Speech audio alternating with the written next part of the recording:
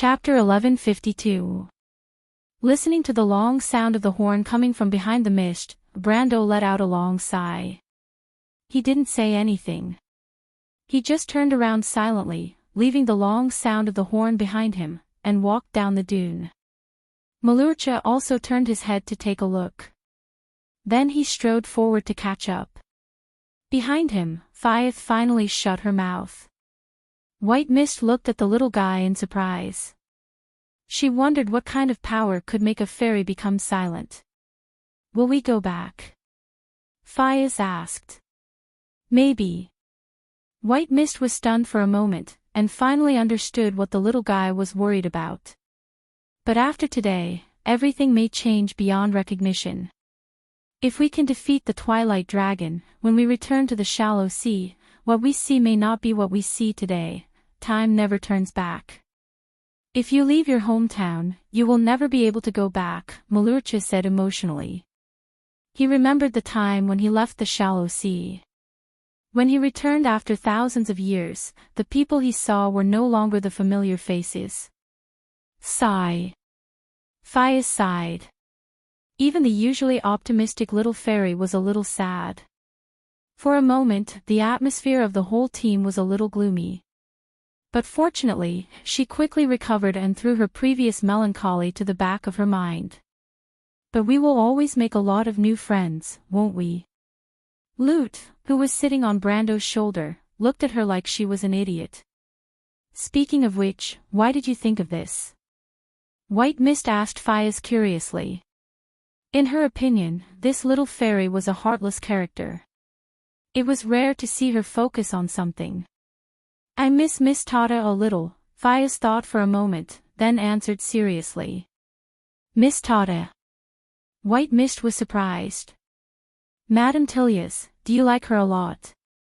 "That's not it." Faith shook her head like a rattledrum. "I just feel a little close to her, like she's a twin born from the same seed as me. You humans don't know this feeling very well. For example, I feel like she's my elder sister." "I am not a human." White Mist corrected her. But Malucha almost lost his footing. He paused for a moment before continuing to walk forward. Brando, who had been silent all this time, turned to look at his summoned creature and gave it an encouraging look. Only then did the latter feel a little better. Brando knew that Malucha must have thought of Miss Tata's sister again, that fairy called Rose.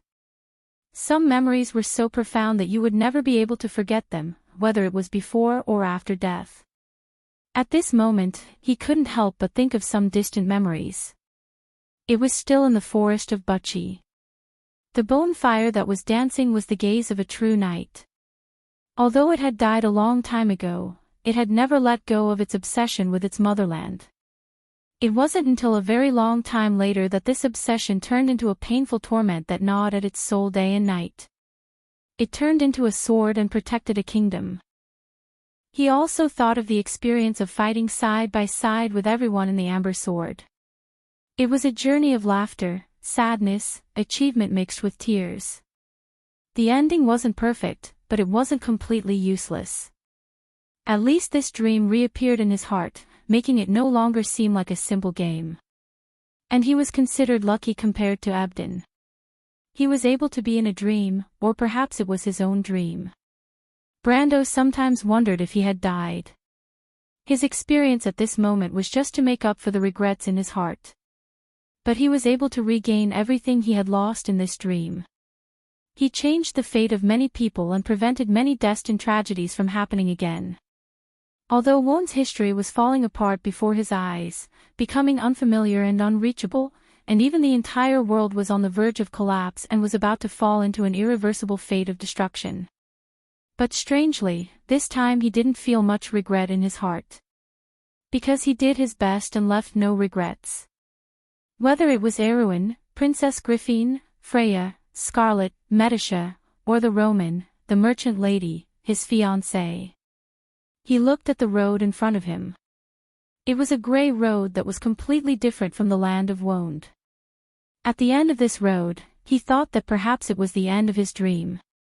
Whether it was to save the Roman or to be destroyed with this world, he didn't have much regret in his heart.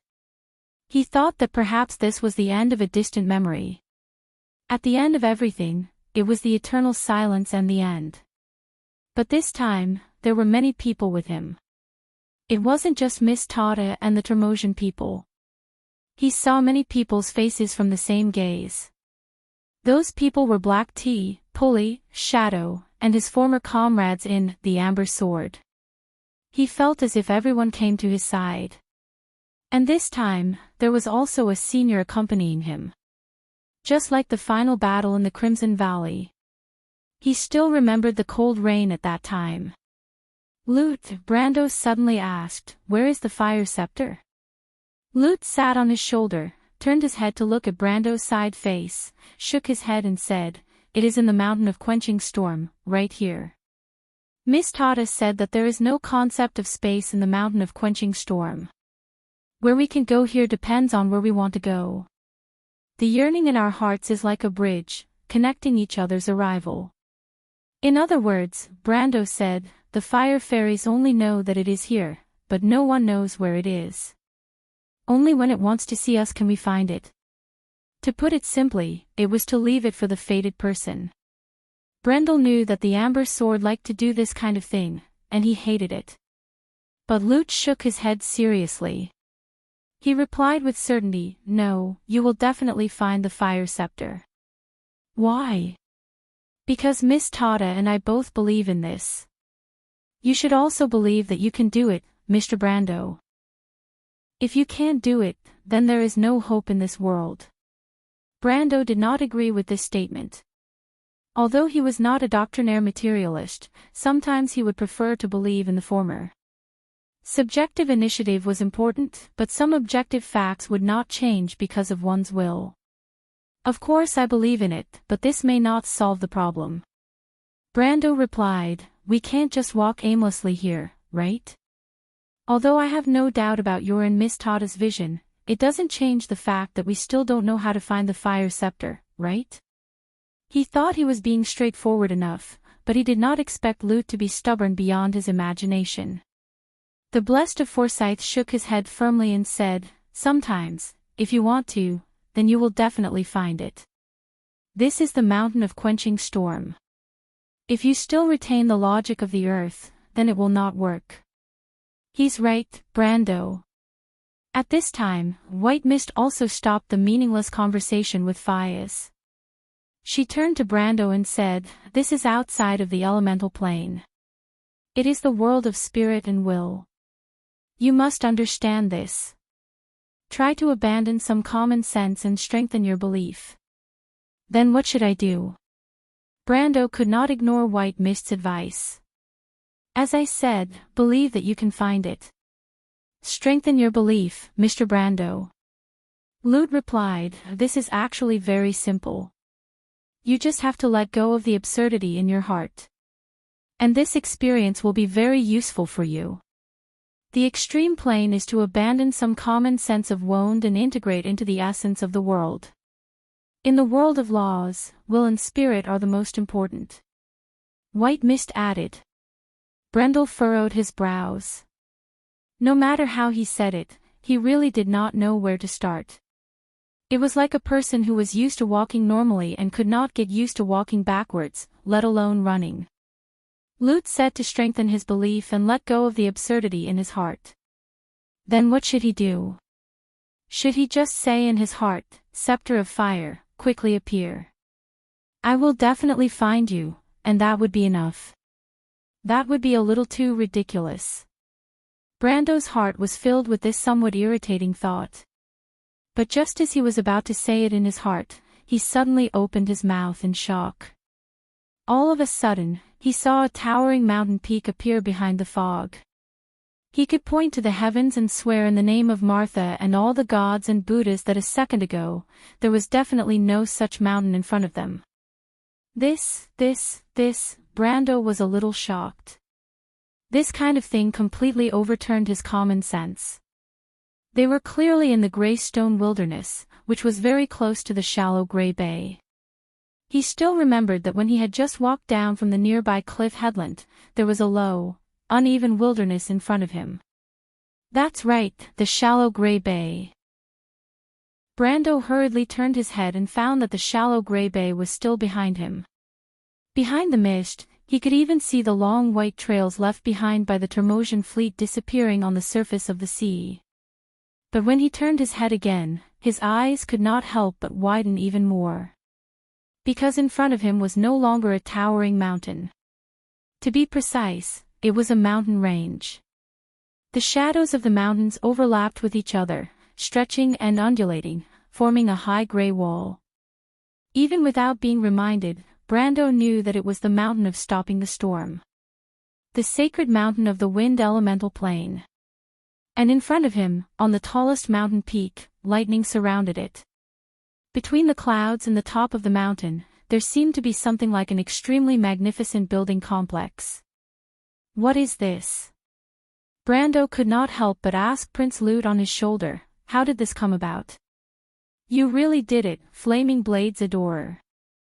Lute was also very excited. His golden eyes seemed to be lit up. He clenched his fists and said excitedly, that is the sacred mountain. Sacred mountain. What sacred mountain? Chapter 1153. The Prime Material Realm. At the same time as Rushta, only a few seconds had passed on the clock. Hippamra stood in the ruins near the 12th moon square for a moment before turning to leave. At that moment, the will of the mountains and rivers in her hands suddenly vibrated, followed by a second vibration. Hippamra was stunned for a moment. She lifted the cross warhammer with both hands and saw the sacred relic emitting a soft white light as it flew up from her hand and floated in the air. St. Cantifer Palace, Garden of the White Rose. Ha! Medusa suddenly stopped and looked around with a surprised expression. She frowned and showed a trace of unease. What's wrong? The Shire noticed her unusual behavior and asked. Nothing, his lordship is. Medusa looked at the empty stag and sprite slots in her deck and felt empty. Why is his lordship not back yet? Why didn't he say anything just now? The Garden of the White Rose was in a state of chaos. Old Prime Minister Nydivan and Archseigneur Vala had already activated the long-distance teleportation circle that originally belonged to the Kurlutz royal family. It was actually a small door of flame, but this action had instead aroused fear in the hearts of the people. The news spread like wildfire, and carriages came and went outside the palace gates. A few of them even drove directly into the White Rose Garden. No one cared about the majesty of the royal family at all. It was as if doomsday had arrived. There was a limit to the number of people that could be teleported each time. The nobles lined up according to their ranks. The first to be teleported were the nobles that Brando had rescued from the Flowerleaf Domain, East Metz, and other places. Then, there were the few remaining members of the royal family of Cruz, the House of Nydivan, and some of the clergy of the Holy Cathedral. Vahina wanted to stay and wait for Brando's return, but Medusa persuaded her to leave. Only Medusa, the Shire, and Scarlet were left in Brando's entourage. But even they had to leave in the next few teleportations because Rushta had become extremely unsafe. People gazed uneasily at the golden threads that fell to the ground outside the arched windows. It was as if a golden rain had fallen under the night sky, but the earth was shaking and letting out a dying roar. Where is Miss Magadal? Is the envoy from the Antiburo Principality not here yet? Someone in the crowd shouted anxiously, repeating the question over and over again. An official dressed like a foreign affairs minister ran through the crowd, repeatedly confirming the identities of the envoys from the other countries. Although Rushta might not be able to escape, the empire would not fall because of this. If the envoys from the other countries who were gathered here were killed because of their negligence, the empire's prestige would fall apart. But time was running out, and there was still no sign of Antiburo and the envoys from the Duchy of Insignia. The latter was fine, but the former included the nun Princess Magadal, and she could not afford to lose her. A few clerics belonging to the Holy Cathedral had already rushed out of St. Cantifer Palace and got on the carriage, heading towards the street where the Antibureau Principality was staying. In the darkness, a tall silhouette stood by one of the arched windows of the palace, leaning against the long curtains that hung from the window lattice to the ground, quietly watching the scene. She was the only direct member of the House of Nydivan who did not leave. To be exact, she was the only one who did not participate in the teleportation. Delphian did not know why she did this. She was a calm person, or rather, she thought that she should be calm and rational. She should not act without thinking and do something impulsive. But she could not find a reason for her actions. She seemed to have thousands of thoughts in her mind. Sometimes she told herself that she just wanted to calm down for a while. After all, as the granddaughter of Prime Minister Nydivan, a member of the House of Nydivan, she could leave at any time. But sometimes she told herself that she just wanted to see if that person could come back. Even if she had to die with that person, it was enough for her to get what she wanted. But what frightened the Prime Minister's daughter was that she clearly heard a voice in her heart telling her, "It's not like this, it's not like this." The scene of Brendel standing proudly before the entire empire in the Garden of White Roses appeared in her mind more than once. Everything that she pursued and valued was completely destroyed. Even though she knew that Brendel was not targeting her, she still felt like she was stripped naked and standing in front of everyone. She was so pitiful that she felt like a clown. Delphian recalled all of this, but her heart throbbed. Why is it like this? Did I make a wrong judgment? She did not say a word, and her face was terrifyingly cold. A few young nobles who wanted to approach her stopped in their tracks. There were fewer and fewer people in the palace. Groups of people passed by her, and groups of people left one after another. Until a royal steward came up to remind her that she had to leave. But Delphian did not seem to hear. The steward wanted to say something, but suddenly, a buzzing sound came from behind them. The crowd was in an uproar. The two of them instinctively turned their heads and saw the crowd in the Garden of the White Roses banquet hall disperse, revealing Countess Val-Lach in the middle. Scarlet was looking at the azure spear in her hand in surprise. She saw the holy spear of heaven vibrate slightly, glowing all over. It broke free from her hand and gradually floated in the air. "Ovina, what's going on?" she asked in surprise. The spear spirit of the holy spear had already shown herself. She floated beside the Highlander girl and looked up at the azure spear in the air. Her emerald eyes were filled with shock. "The Holy Cathedral has reappeared, Scarlet." "What?" "The majestic mountain Holy Cathedral has reappeared. The King of the Earth has been born. Does this have anything to do with the Lord?" Scarlet thought for a moment, and asked with concern. Ovino looked at her and could not help but sigh. This silly girl had completely fallen for it. To be honest, as a follower of the Azure Knight, she admired masters who were more independent. But there were certain qualities in Scarlet that truly moved her. After all, the two of them were different. If the Azure Knight was a pioneer, then Scarlet was at most a qualified successor. But not every era needed an Azure Knight. The innocent girl in front of her was clearly the most compatible master of the Azure Spear in this era. She shook her head, and then nodded. "I don't know, but I think it might be related. Hurry up and hold on to the Holy Spear. If you can't get the Azure Spear's approval now, it will return to the place where it was born, but... What should I do? Hold on to this spear. You are the Azure Knight. But don't bind its will. The will of the earth will eventually submit to the king. Avoid the crowd. It will open a door to the mountain of ceasing storms. Don't hurt anyone else." Scarlet nodded and flew into the air. Everyone in the hall watched the newly conferred countess. When she grabbed the Azure Spear's handle, she felt a slight tremor in her hand. This is, south of the Empire, Anslova region. There were very few people in the highlands and lowlands. From the lone port to Vargas, there was almost no order. Since a month ago, when the allied forces of Jorgandi Ridge and the Toquenin Lion men were defeated in the north of the Evergreen Corridor, the defeated soldiers retreated and fled to some areas southeast of the Sublime Inland Sea in the south, causing the security here to deteriorate. The natives of Jorgandi Ridge, some troglodytes, lizard men, and bugbears, were entrenched in the countryside, doing what they did in the underground world, robbing. A few underground lords occupied towns and ruins, but just like their rule in the underground world, they did not care about the wilderness. Other than the area occupied by the Medusi, which still had some characteristics of civilization and order, most of Enslova had returned to the wilderness. These places took humans and elves hundreds of years to build in the Year of Glory, but the war took less than 2 months to completely destroy everything.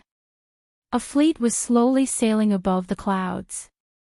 Like a shadow hanging above the clouds, the sails of the fleet were densely packed like fish scales, sparkling in the night sky. The residents of Enslova hid in the forest and ruins, watching this strange scene. Then, most of them carefully shrank back. They knew that this was the humans' floating fleet. If it were a month ago, this fleet would probably have been attacked by hordes of dragons. But at this time, all the glory was long gone. Not to mention that the White Legion, which had been incorporated by the eldest prince, could come south at any time through the Evergreen Corridor. Even the Red Legion in the wilderness of the Four Territories could attack from the east at any time. No one knew how long they could stay on this land. The fleet passed over the Enslova region and was immediately attacked by a falling meteor. A golden line passed through the fleet, causing 2 or 3 warships to catch fire. The meteor eventually hit Bear Lake, completely erasing the lake from the Empire's territory. It also vaporized thousands of troglodytes and bandits nearby. But the fleet was also affected. They had no choice but to descend from the clouds and land in the nearby hills. The 3-masted Everton airship landed in a small valley. A group of people immediately disembarked, passed through the nearby forest, and occupied a high point outside the valley. Knight escorted a young man and a snake-haired woman out of the forest and looked at the nearby hills. Warships were descending in the night sky, densely packed, like clouds hanging down from the sky. Haru's gaze was on the alluvial plains in the distance. Back then, he and his teacher had taken this path to avoid the pursuit of Jorgandi Ridge's army to Lone Harbor. At the end of their vision was Vargas. Thinking back, it felt like yesterday. On the pitch-black horizon, there were a few sparks of light. Other than that, the entire land seemed to have fallen into a deep slumber. The young prince knew that those sparks were probably the lizardmen's tribes, and the Empire's lights had long since been extinguished. He could not help but feel a little sad. He still remembered that when he came here, the night here was still very bright. The plains were filled with the lights of the towns. Chapter 1154. How nice it would be if there was no war. Haruz could not help but whisper, his silver eyes quietly reflecting the golden light hanging from the sky. Although the young prince did not know what it was, he instinctively felt that it might have something to do with his teacher. Miss Lismika, the black moon is broken. What is this sign of? Medusa seemed to be thinking about her own matters and did not respond for a while. She looked at the wilderness, and the dark earth seemed to symbolize the uninhabited land. Looking out from the hills, only deserted fields could be seen. A windmill stood alone on a distant hill, reflecting the blazing fire in the Bear Lake area. The leaf fan of the windmill had long rotted away, leaving only a bare frame, which had been torn down in half by someone. It was hard to believe that this was once one of the most agricultural and prosperous areas of the empire. It supported the food consumption of Cloak Bay and Anzaruda. Now the roads to and from various places had been cut off, and commercial and trade activities had long since come to a standstill. There was no telling what kind of famine would happen in the empire this year. Lismike could not help but think of her hometown. In the eyes of the underground people, the beauty there was no less than here, but it was now gone. Miss Lesmika. What's the matter with you? Heartwarming looked at her with some confusion. He had never seen Medusa so distracted. Sorry, Lesmika suddenly realized. She pressed the scales on her forehead and said, I was distracted. What are you thinking about? Heartwarming asked. I'm thinking about the dark elves. Lesmika lied.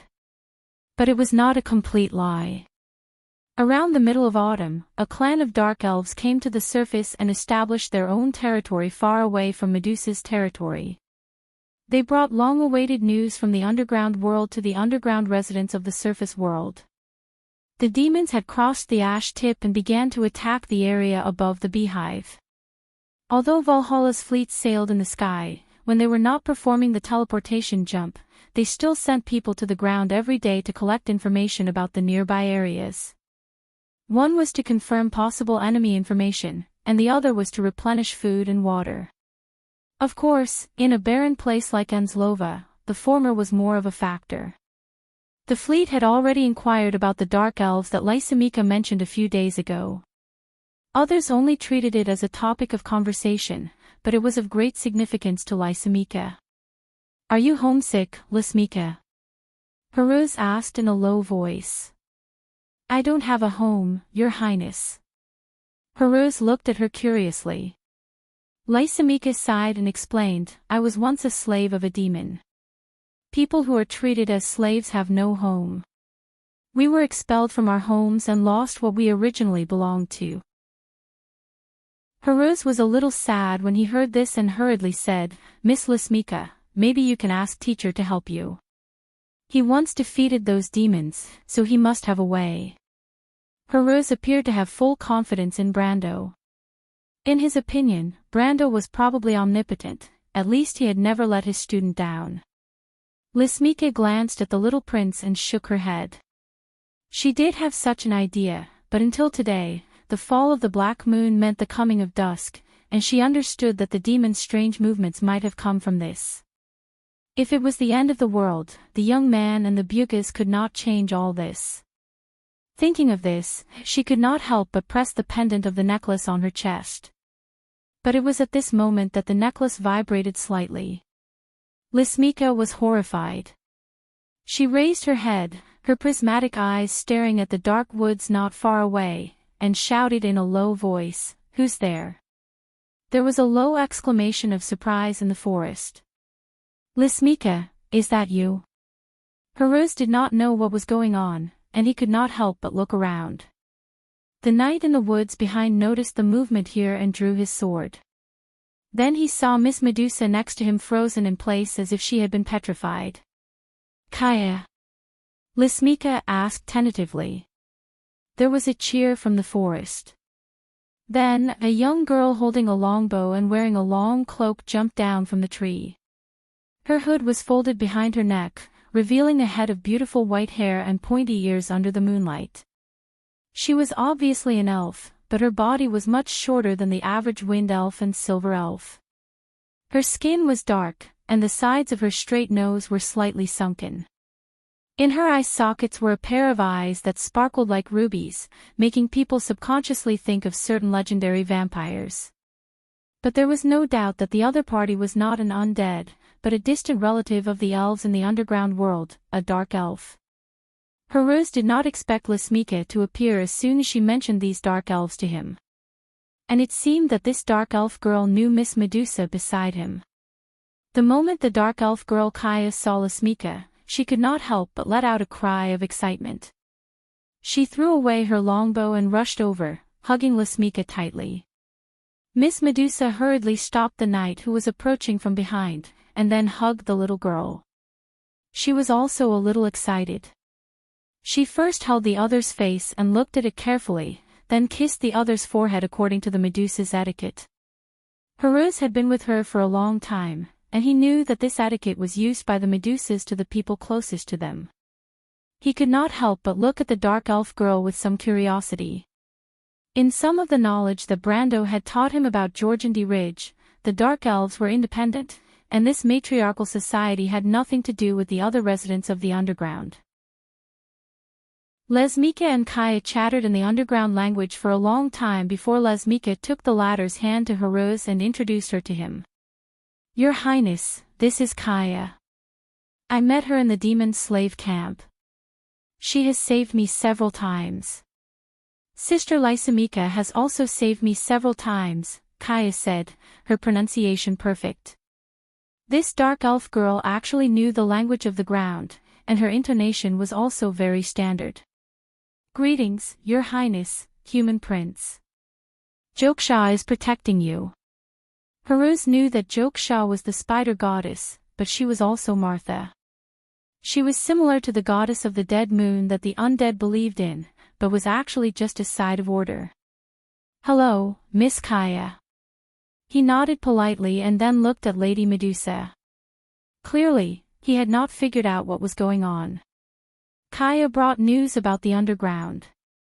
Lesmika understood what the little prince's eyes meant and quickly explained, didn't you ask earlier what the fall of the black moon meant? Your Royal Highness, it means the awakening of dusk. Ah! Heroes was startled. Don't worry, Your Royal Highness, Miss Medusa waved her hand, indicating that the other party should not interrupt her. But the Twilight Dragon seems to have lost contact with this world, and the demons are in civil strife because of this. All this happened 2 months ago, and Kaya and the others escaped at that time. 2 months ago, Heroes remembered something. Wasn't that when we first met the Dragon Queen? It was almost that time. The demons were still fighting each other until a few days ago, which means that something must have happened to the Twilight Dragon, Lesmika said with some excitement. The black moon fell, but the Twilight Dragon did not appear. Maybe the rumor is true. What rumor? It is that the Azure Knight completely defeated it. If it does not appear after the end of the demonic wave, the demons will retreat to the Sea of Chaos. Maybe we will have a chance to return to the Tip of Ashes. Miss Medusa's voice could not help but raise a few notches. She clenched her fists and her eyes sparkled. Heroes had never seen her like this. Miss Kaya, he turned back and asked, is what Lesmika said true, that the Twilight Dragon is dead? Kaya shook her head blankly. I don't know, but the demons have indeed begun to have civil strife. They stopped in front of the big hive and killed each other in Georgandy Ridge. We took this opportunity to escape. She thought for a moment and said, Your Highness, my people and I have nowhere to go at the moment. I heard that the Empire may recover this place at any time. I heard from Sister Lysimika about you and your sister. I would like to beg you to take us in temporarily. We will definitely be able to help you, Heroes was stunned. He knew that there must be more than 1 or 2 dark elves who escaped to the surface. Since they could be called a clan, there must be at least hundreds of them. Although the Dark Elves were a matriarchal society, they were brave and good at fighting. They not only had to compete with other races underground for territory, but also fought with the demons all year round. Their individual combat strength was in fact far superior to their relatives on the surface. These people were not only a force to be reckoned with, but they could also be trouble. His understanding of this race was limited to what Brando had told him, and he could not tell what their personalities were like. If these dark elves were aggressive, greedy, and ambitious, then wouldn't he be bringing back trouble for his sister? The little prince could not help but feel a little distressed for a moment, thinking that if only his teacher were here, he would be able to make a decision easily. Your Royal Highness, Lesmika suddenly said, promise her that the dark elves will not stay on the surface for long. When the demons retreat, we will return to Ash's Tip. But before that, we can help you and your sister a lot. Heroes frowned and rubbed his eyebrows. This action was very much like his sister's. If Brando were here, he might have mistakenly thought that he was looking at the little princess he saw in the dream. Miss Kaya, he thought alone for a moment, imagining how Brando would deal with this problem if he were here, and then said, Can you tell me more about the Twilight Dragon? What happened? Heroes decided to decide how to answer this question after confirming that the demons would retreat into the chaos. Kaya was stunned when she heard this question. She probably did not understand the connection between the two, but she reacted quickly and answered almost subconsciously. But this sentence was spoken too quickly and did not seem to be in the language of the surface, so Rose did not understand it at all. Even though the little prince did not understand, Lasmika did. Her expression changed slightly, and she said subconsciously, "Impossible." Unexpectedly, Kaya did not obey her this time. The dark elf girl shook her head firmly and said something again. Because she was talking to Lasmika, she opened her mouth and said a series of words in the underground language. When Lasmika heard this, a look of shock appeared on her face. She subconsciously put her hand on her chest and felt the necklace around her neck vibrate slightly again. Then it suddenly began to glow and slowly rose from between the Medusa's snow-white cleavage. Kaya stared at the pendant with burning eyes, as if she had seen something sacred. Chapter 1155. Have you ever seen a lonely mountain? The mountain was as green as jade, and white clouds surrounded the lonely peak all year round. It was like a sharp sword, piercing straight into the clouds. Goshawks could only reach its mountainside, and the mountains could only be its background. Brando looked up at the lonely peak and was speechless for a long time.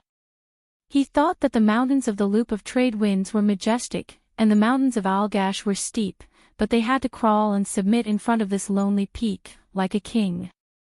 There was some natural scenery that could hit the heart and shock people, and this lonely peak was undoubtedly one of them. A long ladder hung down from the top of the mountain, and there were countless steps. Each step was paved with gray marble, and on both sides of the long ladder, there were also countless marble pillars. The long ladder connected to the group of temples on the top of the mountain, and it became thinner and thinner as it went up, and finally became a straight black line. Blessed of the flaming blade, now I'm starting to believe Miss Tilius's words. Lute flew up from Brendel's shoulder and muttered to himself as he looked at the majestic mountain. What? Brando looked at him in confusion. This is the throne of Himalud. Brando was stunned, and he looked at Lute in the air as if to confirm that the latter was not joking. Legend has it that Himalud placed her throne at the top of the mountain, and on this peak was the temple of Gaia, the goddess of the earth, and the hometown of Himalud's shepherdesses. Legend has it that it was located in the mountains to the north of the White Plains, but since the disappearance of the three sacred objects of the Temple of the Earth, this sacred mountain in the hearts of the Toquinen lion men and dwarves had disappeared for thousands of years. The fairy's face was very serious, and Brando realized that the other party was not joking. He then understood what Lute meant by the sacred mountain.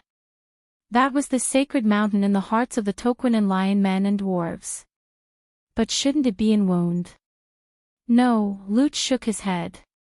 This mountain has always been here. Although it once appeared on the earth, it was a long time ago. Ever since the mortals lost the three holy objects, Himalud moved them back outside the elemental barrier in a fit of rage. It turned out that there was such a secret behind it. Brando finally understood. He stared at the palaces in the clouds and asked, is that the temple of the goddess Gaia? The flame scepter is here. I don't know either. You don't know either. Lute nodded seriously. I only know that the flame scepter is in the mountain of quenching storms. Every chosen of Forsyth will come here on a pilgrimage.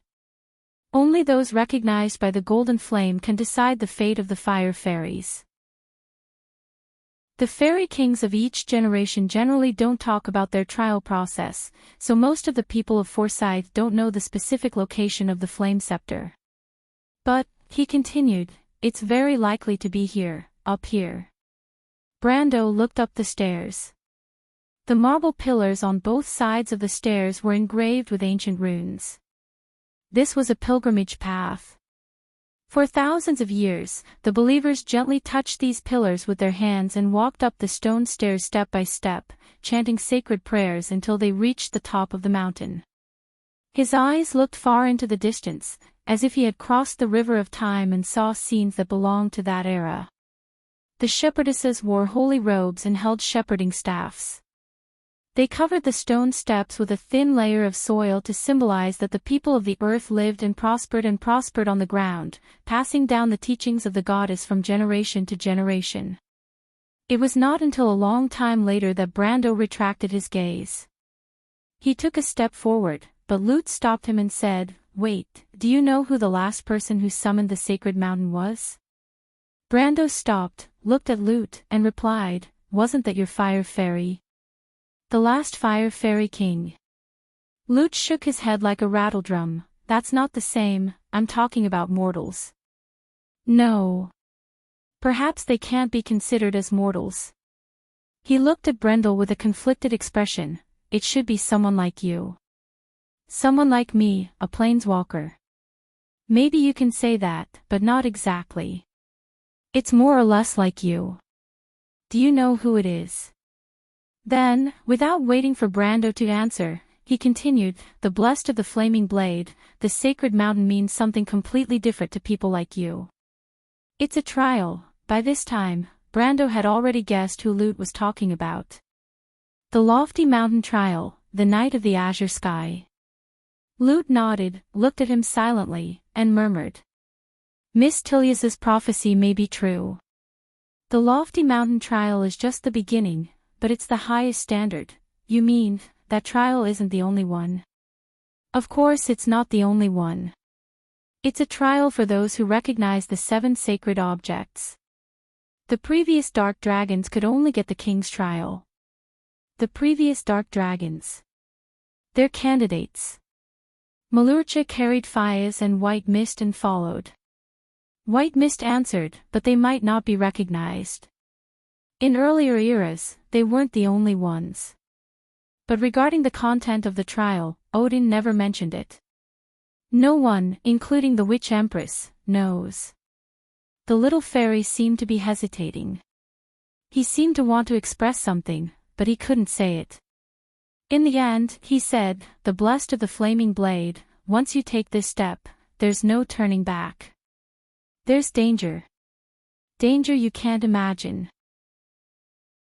The Knight of Azure Sky took 40 years to pass the lofty mountain trial and get the recognition of the mountains. He was on the verge of death several times. If it wasn't for his iron will, he wouldn't have been able to hold on. If he died in the trial, he would really die. "You're still too weak. The key is that no one can help you, not even your planeswalker ability." "Right, I might be able to travel with you. I'm also summoned by the Scepter of Flame." Brando looked up and glanced at the stairs that led to the sky.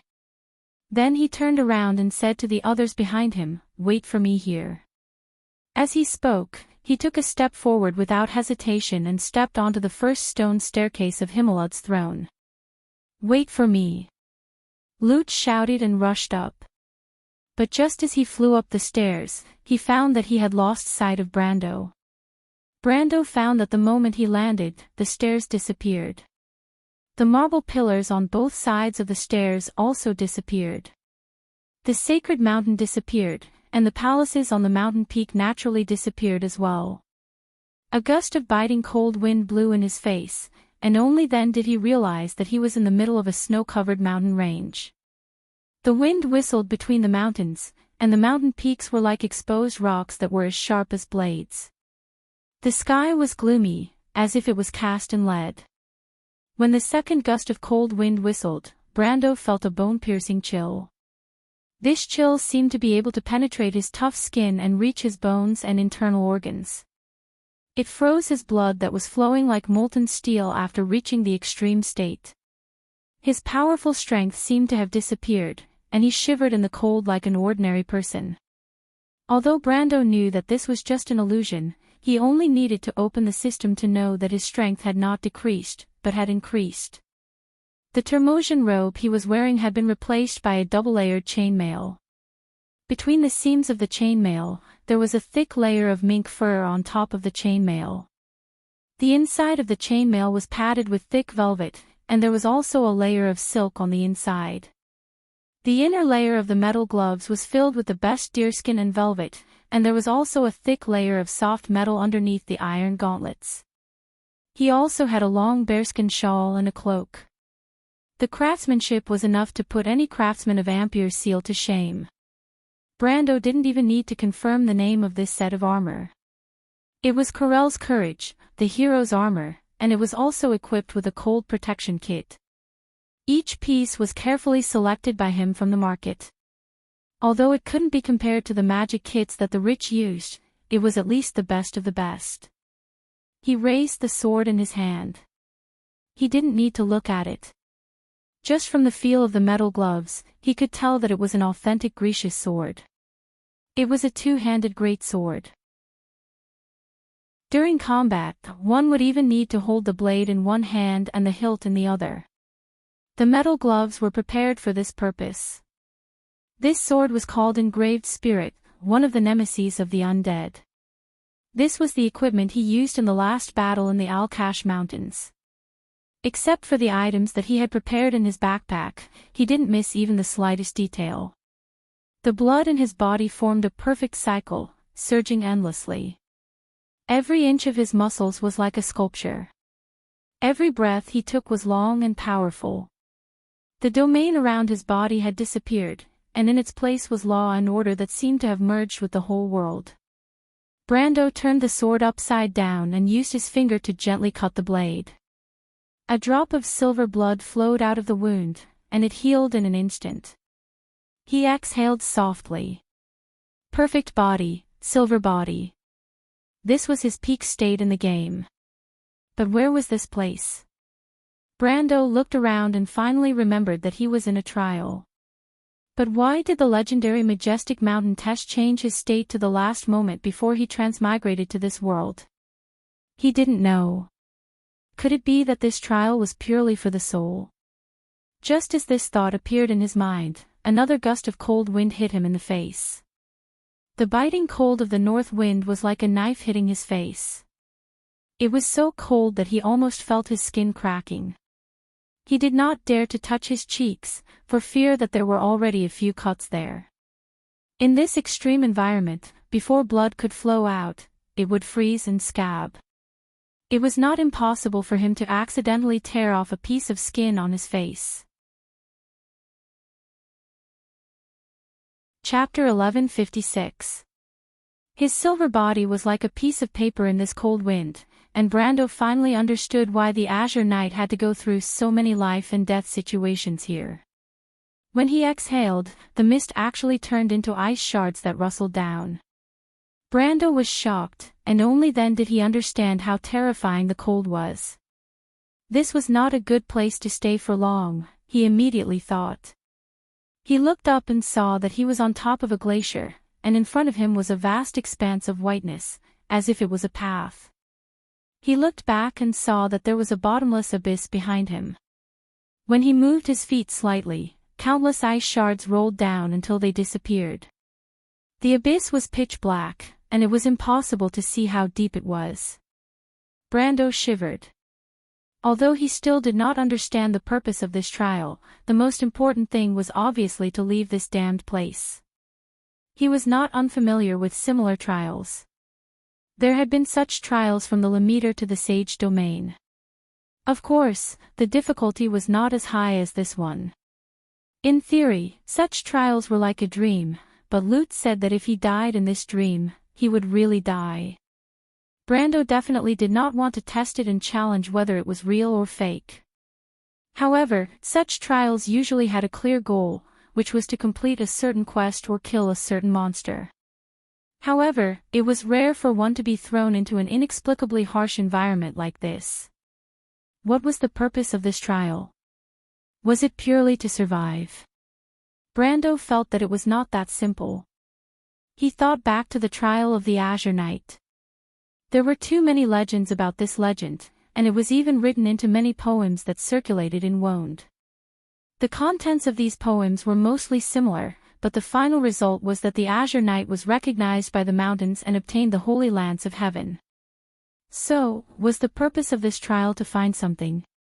The Flame Scepter. Brando thought silently as he moved forward with difficulty in the glacier. Not long after, he felt that he was in trouble. The environment here was too harsh. The wind in the glacier was made up of some unknown law, and it was so cold that it made people shiver. His equipment were useless in the snow, and his silver body seemed to be useless. He had only walked less than a mile, and he felt like an ordinary person who was only wearing a thin layer of clothing trudging in a snowstorm. It might even be worse than that, because at least the snowstorm would not do anything to the soul. Brando quickly discovered that both his perception and willpower attributes were slowly decreasing. This discovery frightened him out of his wits. What the hell was this? He had never encountered a cold wind that could cause damage to his internal attributes before.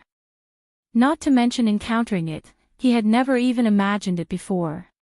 Under the extremely low temperature, the metal quickly became brittle. Even the magic power attached to it could not protect it. The engraved spirit greatsword was the first to leave Brando.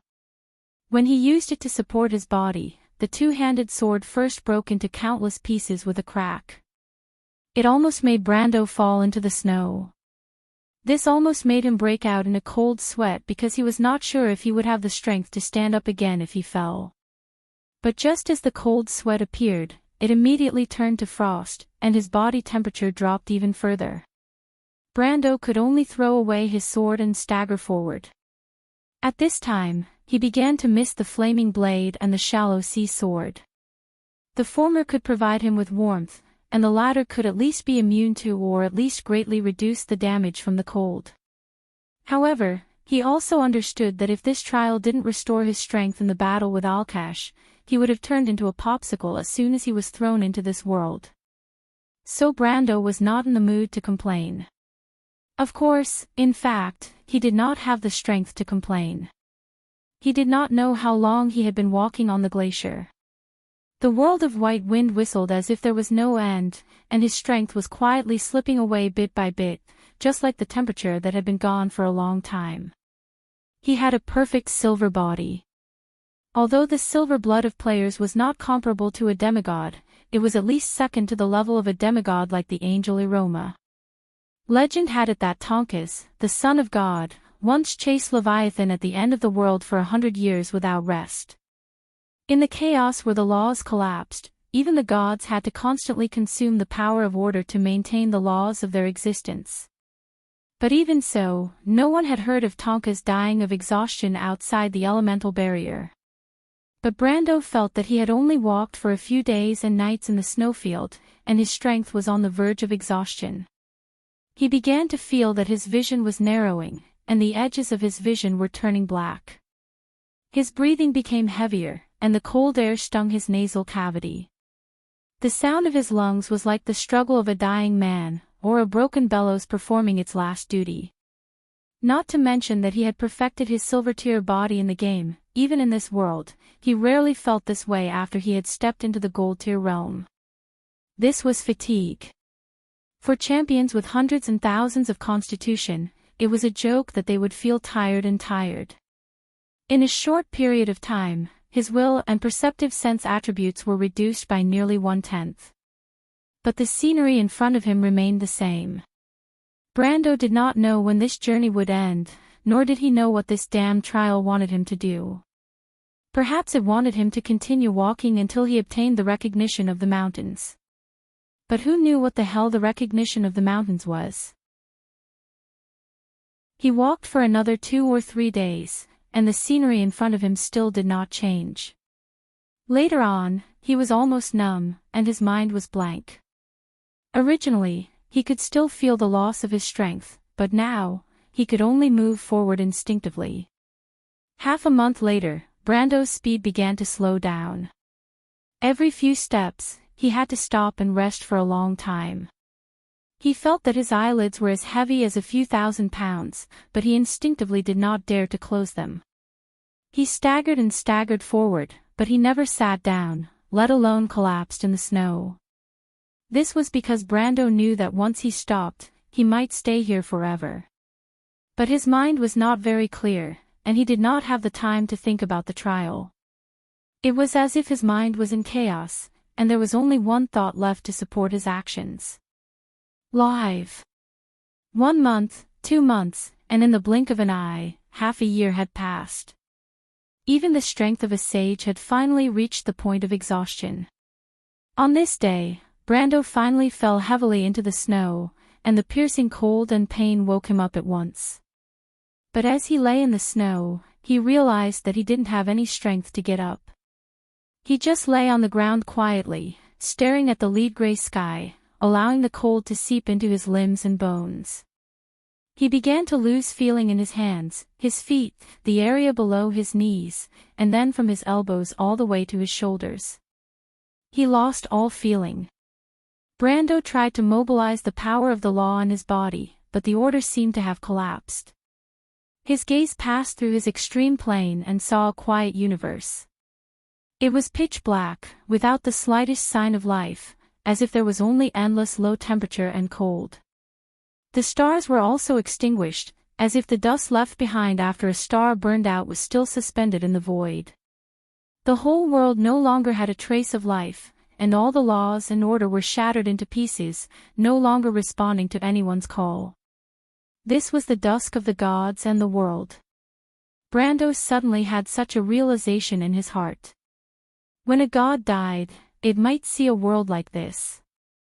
He quietly rested his head in the soft snow, and began to feel a trace of warmth, as if his whole body was immersed in warm milk. He did not know if this was an illusion, but he only felt a wave of exhaustion sweeping over him. Brando knew what it meant as long as he closed his eyes. But he was powerless to stop it. There seemed to be a gentle voice in his heart telling him something. That voice told him that he was too tired, and that it was time to let go of everything. But it was at this time that he suddenly felt a trace of strangeness. It was the ground shaking. The snow was shaking slightly. Brando blinked slightly.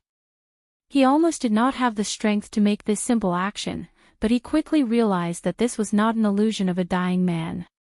The ground was indeed shaking. Furthermore, the tremors quickly became more intense. It was as if a trickling stream had quickly converged into a surging and roaring river, causing the entire ground to shake and churn. Brando took a deep breath, and finally at this moment, he felt his body again, as if there was an inexplicable force bursting out from his body. It came from nowhere and instantly poured into his limbs and bones, like a warm current, instantly pulling him back from the edge of darkness. But Brando's heart was not happy at all. He knew what it was. It was his talent, unyielding. Although his strength and level had returned to before the battle with Alkash, his talent and profession had not changed. He was dead, but the talent of unyielding had brought him back to life temporarily. Now it was the dark magic that drove his body, just like a ghost. And he knew in his heart that if he could not find a solution before all this was over, then this was just a temporary reflection of the setting sun. But Brando did not dwell on this for too long. He hurriedly climbed out of the snow with this force. The shaking ground caused him a lot of trouble, but he finally gritted his teeth and stood up. Although he soon fell to the ground again in the violent tremors, he could finally see what had happened. He saw that on the white horizon, there seemed to be a gust of wind. This was not surprising, because there was always a biting north wind blowing in this place. It was just that it rarely formed a wall like this. Yes, a wall. On the horizon, Brando saw a white wall that was being pushed forward by the blizzard. After a moment, he recognized what it was. The glacier was moving. It was an avalanche. Chapter 1157. Brando's first reaction was to run to both sides of the valley, but his body had already reached its limit. Every step he took, he felt as if his whole body was falling apart. His speed was less than 1/10 of his usual speed. His indomitable talent only allowed him to prolong his life, but he was far from being able to escape the avalanche that was dozens of miles wide. The earth roared and trembled under his feet, making it impossible for him to stand still. Soon, the roar of the avalanche was behind him. Brando glanced back and saw that the ice wall in the distance, which looked like a line of snow, had turned into a glacier waterfall nearly 100 meters high. The waterfall swallowed everything in its path, mixed with countless sharp rocks. If a person was sucked into the waterfall, their fate would not be much better than being sucked into a meat grinder. But when Brando looked back again, he saw that he was at least a few miles away from the nearest high ground on both sides of the valley. His heart suddenly sank. Am I going to die here? He did not expect that he would not die in the hands of Madara's skeletons, not in the hands of Erwin's rebels, and not in the hands of the Silver Queen, but in a trial. This was the road that the man had walked, the trial of the mountains. The Azure Knight issued a challenge to the mountains. The biting cold wind tore at his face, but he was resolute and unyielding. It was as if nothing could stop him. In the end, he conquered everything and gained the recognition of the mountains. That was a story in myths, a hero in legends. Brando could not help but shake his head helplessly. He was still too far away from the legendary level. It was not that he did not want to, but he could not. The difference in strength was too great. He took a few deep breaths. He could almost feel the chill of the ice chips on his back. Although it was strange, he should not be able to feel the concept of temperature in his undead state. This thought flashed through his mind. Then, he grabbed his cloak and tore it off with force. Then, he threw it away casually. Throwing away the cloak, Brando used all his strength to speed up a few steps and suddenly jumped forward. In front of him was a black rock protruding out of the snow. He rolled and crawled in the snow and firmly grasped the rock. Brando did not intend to give up until the very last moment. Although the chances were slim, the next moment, he felt a heavy blow on his back. Even though he had a silver body, the immense pressure still made it difficult for him to even breathe. With a muffled groan, his vision turned dark, and he almost fainted. Fortunately, his unyielding talent was strong enough to allow him to maintain a trace of clarity in such a situation. Brando could only close his eyes tightly, as if he was in the middle of a stormy sea. His hands tightly gripped the rock, refusing to let the moving glacier take him away. This was because he knew that once he let go, there would be no chance of survival. After several enhancements, the duration of unyielding innate skill was still several times longer than its initial state. However, it was still not too long. If he was buried under a layer of ice that was hundreds of meters deep, he would definitely not be able to save himself before the duration ended. He gritted his teeth and allowed the violent energy to pass by him, but he didn't waver in the slightest. Because he was so focused, he did not even notice that his fingers were inserted into the rock. The loose front part of the icefall was quickly washed away, and the dense back part made up of rocks and broken glaciers followed. After Brando passed the initial period of relaxation, he immediately encountered new trouble. The rocks mixed in the broken ice layer did not care whether he was the king of the earth or not, and he was not. A few rocks the size of a table suddenly hit his back.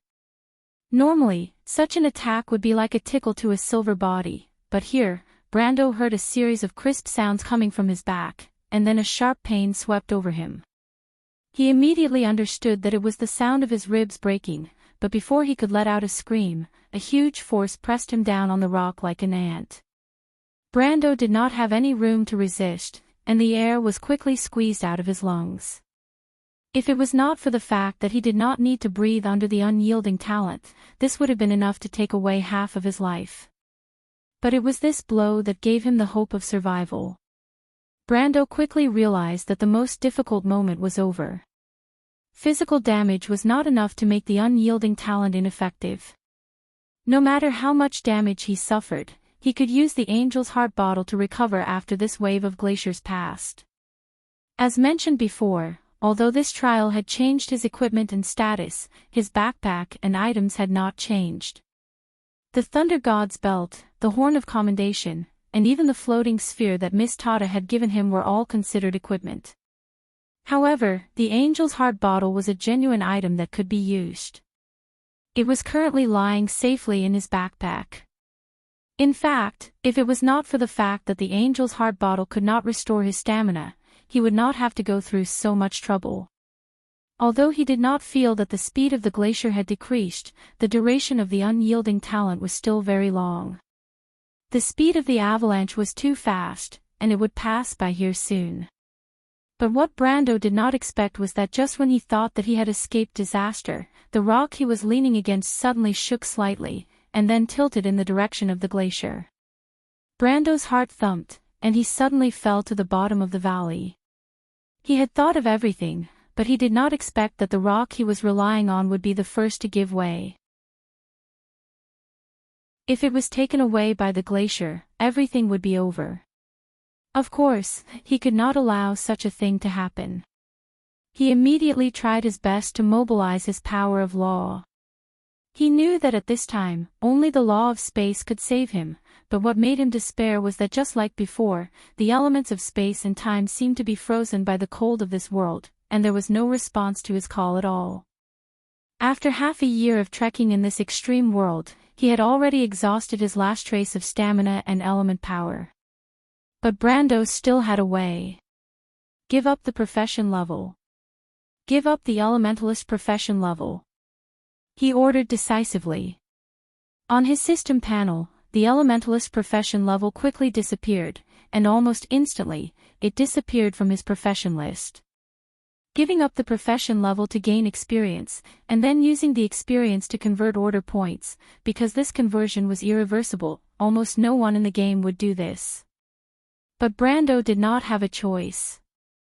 Even if he knew that the profession level he converted would still be counted on him, and the penalty for his part-time job could never be cancelled or reduced in any way. But at this moment, he had no choice but to do this. The elementalist profession level was burned, but the order points obtained were still not enough for him to mobilize the law of space. Brando made up his mind and cut 5 levels from the Templar Knight. The Templar Knight profession that had been raised to level 50 with great difficulty suddenly fell back to level 45. But this time, he finally obtained enough power. The silver lines of law once again lit up around his body. It was a pity that he could not obtain the order points from this world, otherwise, he would not need to use his element power at all since he had already perfected his body. Brando cursed this damned trial in his heart, and at the same time, he mobilized his law of space to stabilize the rock. His law of space recovered very quickly with the help of order points, and soon it extended to the root of the rock. At this moment, Brando thought that he could almost see hope. But unfortunately, things did not go as he wished. At the last moment when he covered the rock with the law of space, the glacier wrapped in a huge rock hit him from behind. Brando did not have time to react, and his vision turned black. The lines of law that had been stabilized with great difficulty suddenly collapsed. No! He screamed, and felt the whole world spinning. The rock in his hand had already loosened, and then it rolled forward with him. Brando's last thought was that he saw the rock that was the size of a mountain behind him crushing him. In the hills of Anzaruta, Heartwarming was staring dumbfounded at the necklace floating from Medusa's chest. It was a beautiful necklace, made of metal that looked like stars. It shone like a meteor flashing in the night sky. If he remembered correctly, that material should be the mithril that Master Tamar and his teacher had taught him, a rare and expensive metal. But what was really eye-catching about this necklace was not its chain made of mithril, but the pendant. The pendant that emitted a black light was leading the whole necklace to float in the air. "Miss Lismika, what is this?" Heartwarming could not help but ask, "What were you talking about?" But no one answered his question. Lismika and Kaya both stared at the pendant in the air with serious expressions. The latter was still looking at the former, and the former had a struggling look on her face. She finally reached out and tried to grab the pendant. But unexpectedly, Kaya grabbed Lismika's hand. The dark elf girl shook her head firmly at her. "The kingdom will fall, the earth will bear the suffering, the living will suffer in this fire, and there will be no light for eternity," she said to Lismika in the underground language. No, Lismika shook her head. This is our treasure. That prophecy can't be true. We can't believe in these illusory things. Kaya, you understand its value.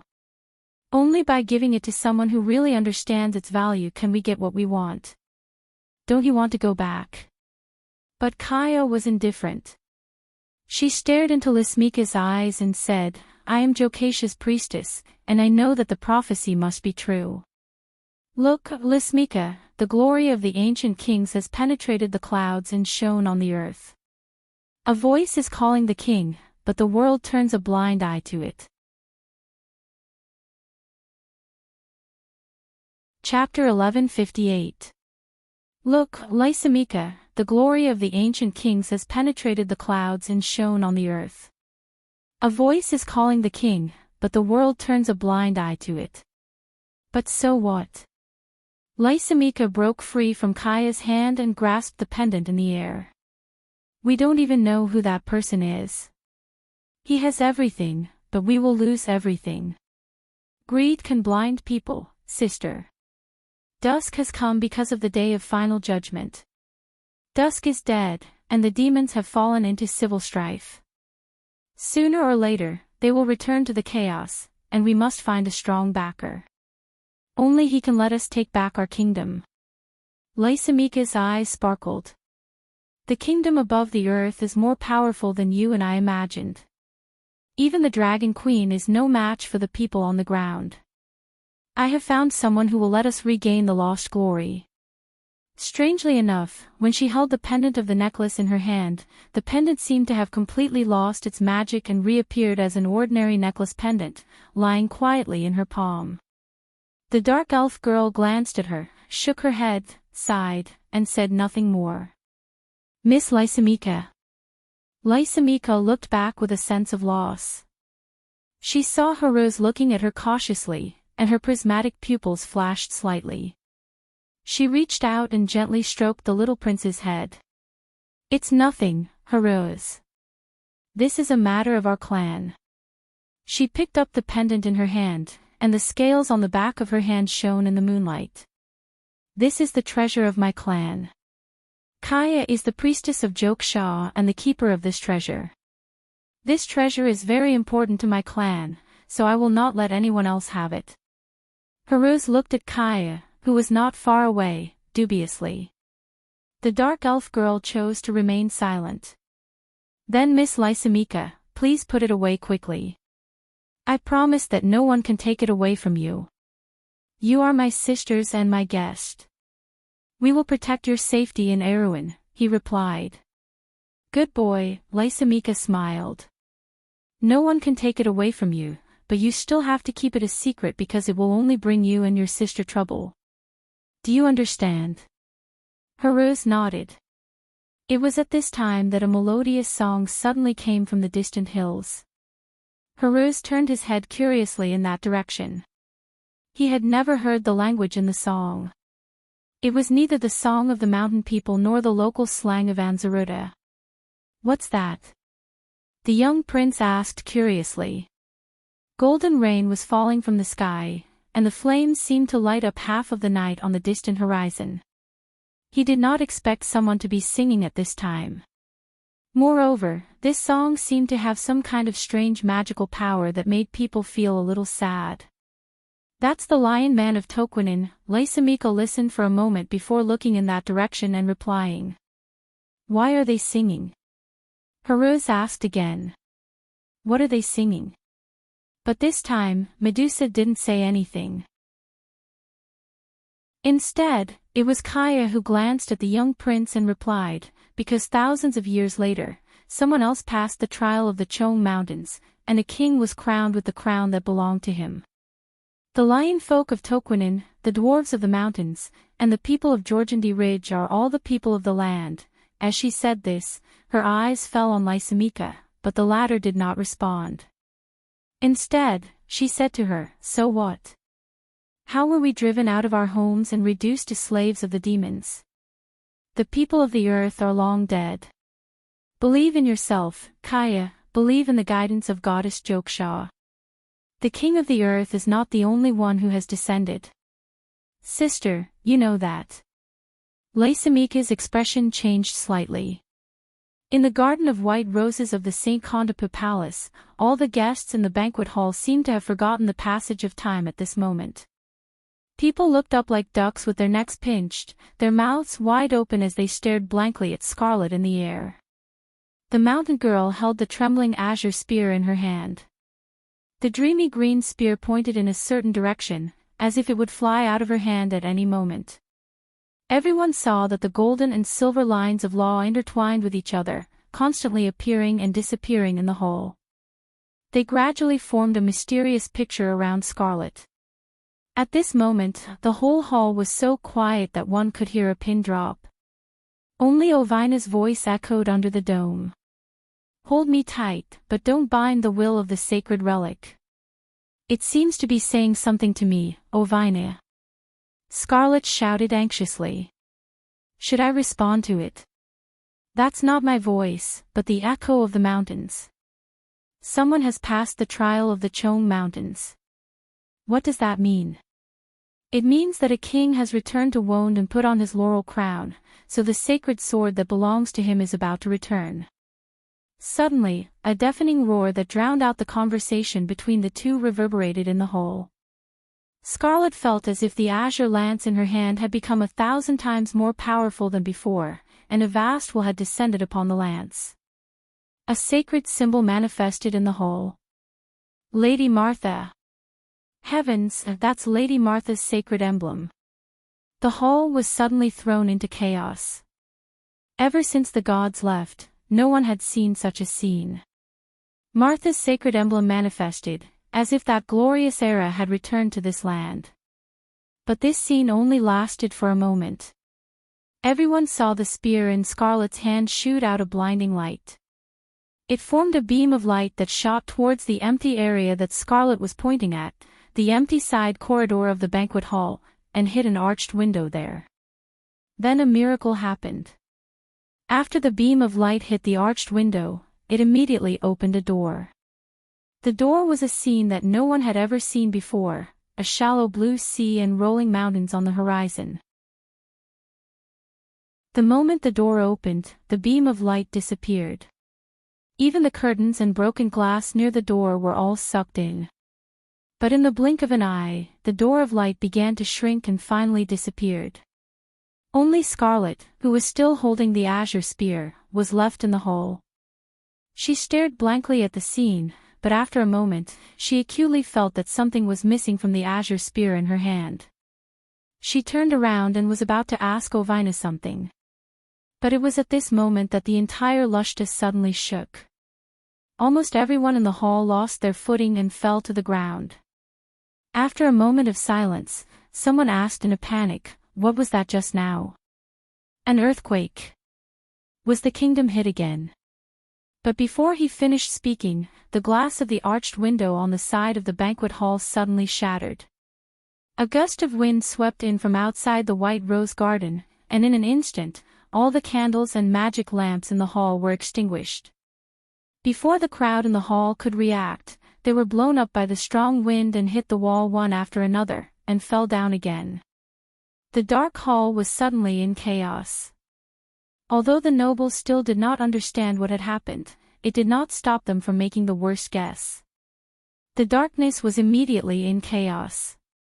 People screamed and rushed in panic to the basement, the room where the long-distance teleportation circle was located. The crowd gathered together and almost washed away everything in their reach. The cries of women and children, the cursing of men, and the shouting of each other mixed together and went straight to the sky. Only a few people in the crowd were able to maintain their composure. Seal, Medisa, and Scarlet were among them. The three of them were different from the other nobles who were panicking, and they reacted almost immediately after the incident.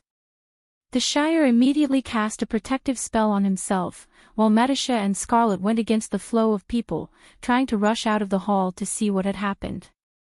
Since Medisa's original position was closer to the front, she was the first to separate from the crowd and come to the promenade.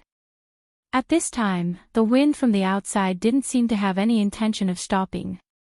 The wind passed through the corridor, and the broken curtains of the arched windows fluttered. At a glance, it looked like a group of flying ghosts. When Medisha came to the corridor, she saw a man covered in blood running towards her. As he ran, he shouted at her, "Miss Delphian! Miss Delphian is gone!" The little elven princess was slightly stunned. She quickly held the man and asked, "What did you say?" "The portal just now, Miss Delphian is gone." The man, who was obviously dressed as a royal butler, said incoherently. His face was covered in blood. Medisha just understood what he meant. Before she could ask for more details, the light in the white rose garden dimmed slightly. She looked up and saw something crawling in through the broken arched window. It was a creature made entirely of crystal. It was as tall as 2 to 3 people and took up half of the corridor. It looked a little like a spider with 4 pairs of legs and a distinct head, chest, and abdomen. The head was sharp and thin, and looked like a hook. However, the thick carapace on its body was similar to that of some crustaceans, which made it look a little out of place. However, it was obvious that the creature was up to no good. The moment it saw Medisha, it raised its 2 front legs and a conspicuous red light flashed in its eyes. Crystal Cluster, the little elven princess stared at the creature with a long spear in her hand and squeezed out 2 words from between her teeth. Time seemed to be in a state of stagnation for a long time. Brando once thought that he was dead. He felt that he was in a dark world with no up or down and no left or right. It was as if there was no passage of time and no concept of space. The only thing he could feel was his own thoughts. He couldn't make a sound and couldn't move. He didn't even know how much time had passed. Maybe it was a day, or maybe it was a year, or maybe it was completely stagnant. Due to the lack of reference, he only felt that it was an extremely long period of time. This is the world after death. He couldn't help but think. But soon, he realized that he was wrong. Chapter 1159. In Brando's vision, there were many fragments that emitted colorful lights in the darkness. They were like glass shards scattered in the dark, reflecting light. They were also like mirrors, reflecting different scenes. Some of these scenes were what he had experienced before, and some were unfamiliar to him. These scenes kept appearing and disappearing with the flashing fragments, until a stable door of light appeared in front of him. It was a rather large fragment, but it had the shape of a glowing door. Brendel stared at the door, and the glowing door seemed to lead to another world. It was a courtyard that was intoxicated by a slight breeze. Carved beams and pillars, flowers surrounded it, and light songs were sung. The ivory-white pillars were hidden in the shade of the trees. The scene was emitting a faint light, like a picture scroll of time passing, as if Chang Chunyong was still in a dream. Brando saw rows of armored guards with shining silver scales, holding long halberds, and silver-pointed helmets. They swayed with each other, and pointed ears were exposed behind the bright silver helmet.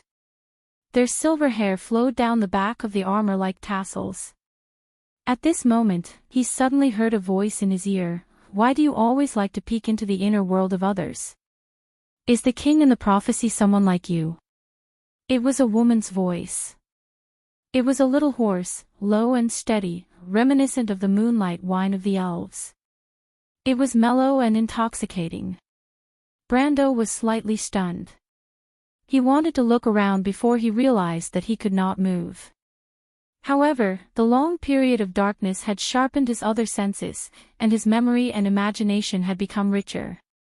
The voice echoed in his mind for a moment, and he recognized its impossible owner, a person who should have died long ago. Bye.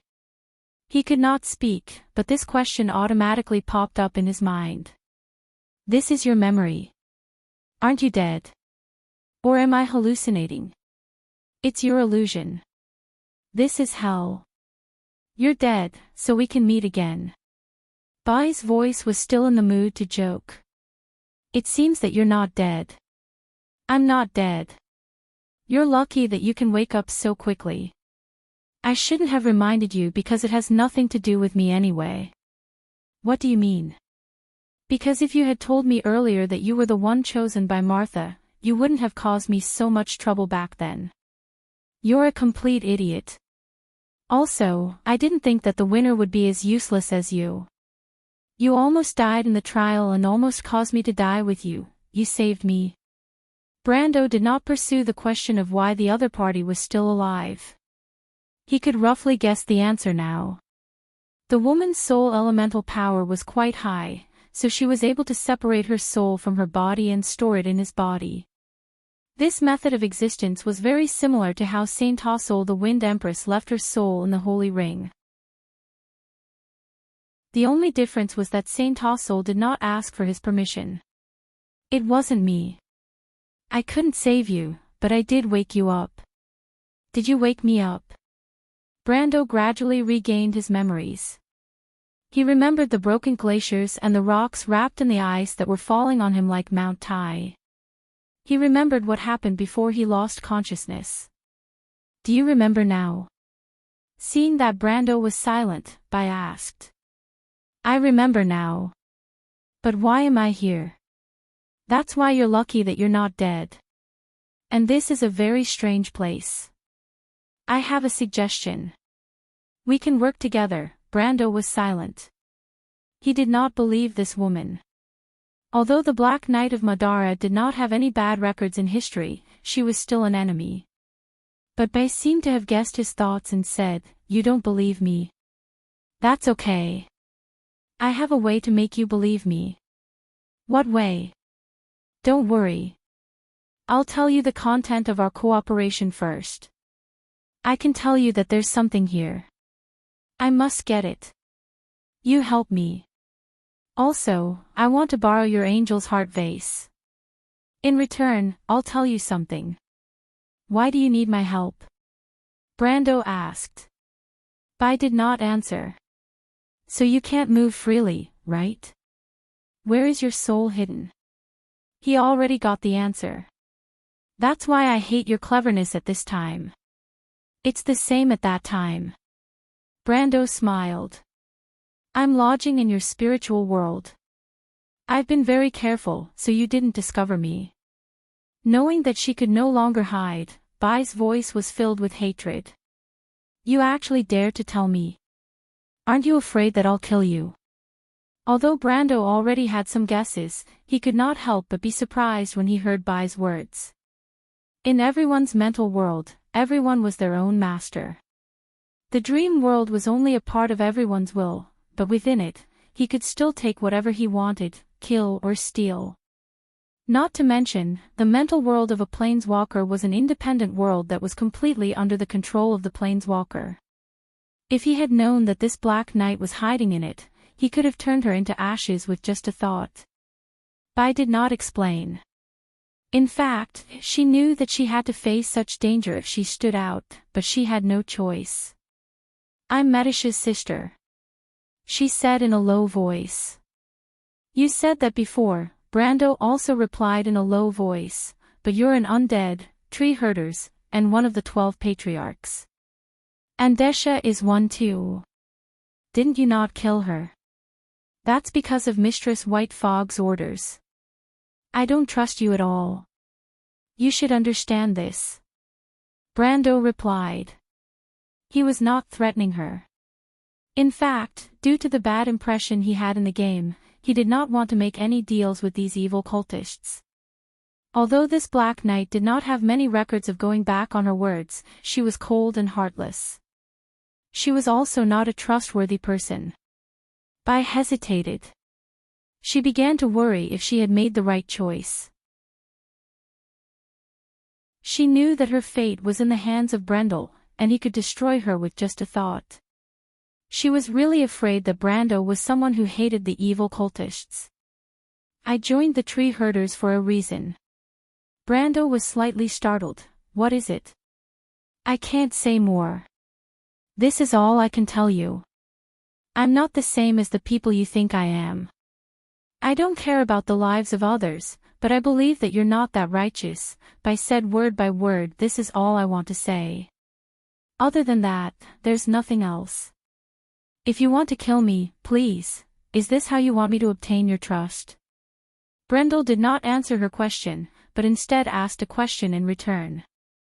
Not entirely, but it's not impossible.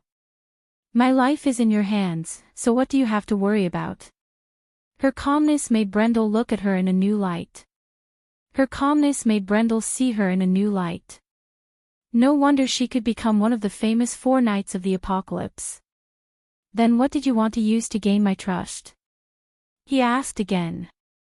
Don't you want to know where this place is? I can tell you that I can help you leave this place. You don't understand what this place means to you. You'll gain unimaginable benefits, and I just want to get back what I want. It won't help you at all. That's not necessarily true. Maybe what you want is a divine artifact. Intelligence merchants can't earn that much. After all, the ones who bleed are the adventurers and mercenaries, right? Besides, I can't guarantee that what you say is true. I don't care to deliberately deceive anyone. You don't have the right to do so, and there's nothing for you to hesitate about. You have the right to go back on your word at any time. Bai replied calmly. What? This time Brando was really surprised. I don't quite understand what you mean, Miss Tiamas. I've already said it very clearly. The initiative is in your hands. You can choose to believe me or not. You can go back on your word at any time because I need you to help me get that thing. My cooperation with you is based on your reputation. I'm just betting that you won't deceive a weak woman like me and that you will fulfill this agreement. She paused for a moment. So, can I let you get your trust now, Mr. Brando? Brando kept his mouth shut. He had never experienced such generous conditions before. If he really did as she said, even if he got that thing, whether he would give it to her or even kill her after she fulfilled the agreement was actually up to him. Of course, Brando knew that he was not that unscrupulous, but Bai did not know that. Besides, if she really asked for a very important divine artifact or a divine artifact, he would never give it away just because of this agreement. Just like what he said before, intelligence dealers would always make a small profit because they would never be the ones risking their lives. He might give Bai some compensation, but it was her own business whether she wanted it or not. But even so, she still insisted on using this method. Not only did this require generosity, but it also showed that this woman was extremely conceited. She obviously did not doubt her own judgment and choice. But what made Brando could not help but shake his head and smile bitterly was that she was quite accurate. I can only get half of your trust. However, his tone did not reveal any of his thoughts. He only replied, if you're not lying, we can take one step at a time. You're really being overly cautious. Bai said disdainfully. This was indeed being overly cautious. Brando could not think of any reason why she would deceive him, but it was better to be safe than sorry. It was always better to be cautious at this time. He did not comment on Bai's disdain. Anyway, the initiative is up to me. For you, the situation can't be worse, right? He replied.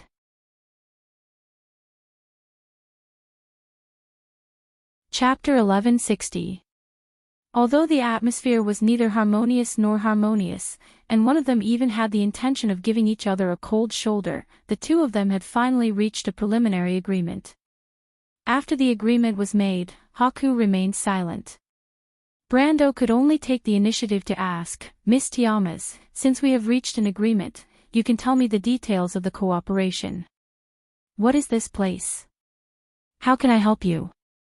What is it that you want? Haku's answer to this series of questions was very simple, there's no need for that. She paused for a moment before adding, solve your problem first. You have to solve your own problem first before you have the right to talk about what's next. I spent a lot of effort to wake you up. But in fact, I still don't quite understand what kind of state I'm in now, Miss Tiamas. Although Brando had communicated with Haku for a long time, in fact, his situation did not change much. The world around him was still dark, and he still could not feel the passage of time and the existence of space. In fact, he still could not feel the existence of his own body. Before Haku appeared, he could not even confirm whether he was dead or alive. According to the clues in his memory, he should be considered dead. At that time, the duration of the unyielding talent was more than half. He did not know how long he had been unconscious for, but even if it was not long, he should have been buried under the glacier. Although the unyielding talent was almost invincible during the duration, if he did not replenish his lost life before the duration ended, he would still die. Haku said that she did not save him, so Brando could not think of any reason why he would be saved. Unless this place was the same as the game, where he could be resurrected after death. But thinking about it, that would be too ridiculous. I'm not too sure about the state of your body, but the only thing I can be sure of is that you're not dead yet. Otherwise, I wouldn't be here chatting with you. As for your spirit, it should have been heavily injured and fell into a deep slumber. You should be in your own spiritual world right now. As for why it's like this, I'm not too sure. Fortunately, my soul imprint is also in your spiritual world. Otherwise, it would be very difficult for me to wake you up. Haku replied. To be honest, I've never seen such a useless participant like you. I could have used another method to cooperate with you, but I didn't expect you to be so useless. You almost caused me to die with you. Her words were obviously not polite, but Brendel understood that Bai did not need to be polite with him. He only smiled and asked nonchalantly, "Then what should I do next, Miss Tiamas?" Although Haku was dissatisfied with Zhang Heng, he put away his complaints and replied, "Try to wake up your body and see what's going on outside. You have to find a way to get back to the glacier. I'll find a way to help you. If you're still in good condition, then, how should I wake up my body a try? It's simple. Dream on. Dream.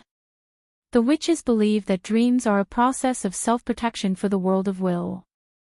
Your body will naturally recover after confirming that your spiritual world is fine. This may be a long dream, but it may only take a quarter of an hour for you and me. However, this process is very important. Then what should I do? Do you see those fragments?"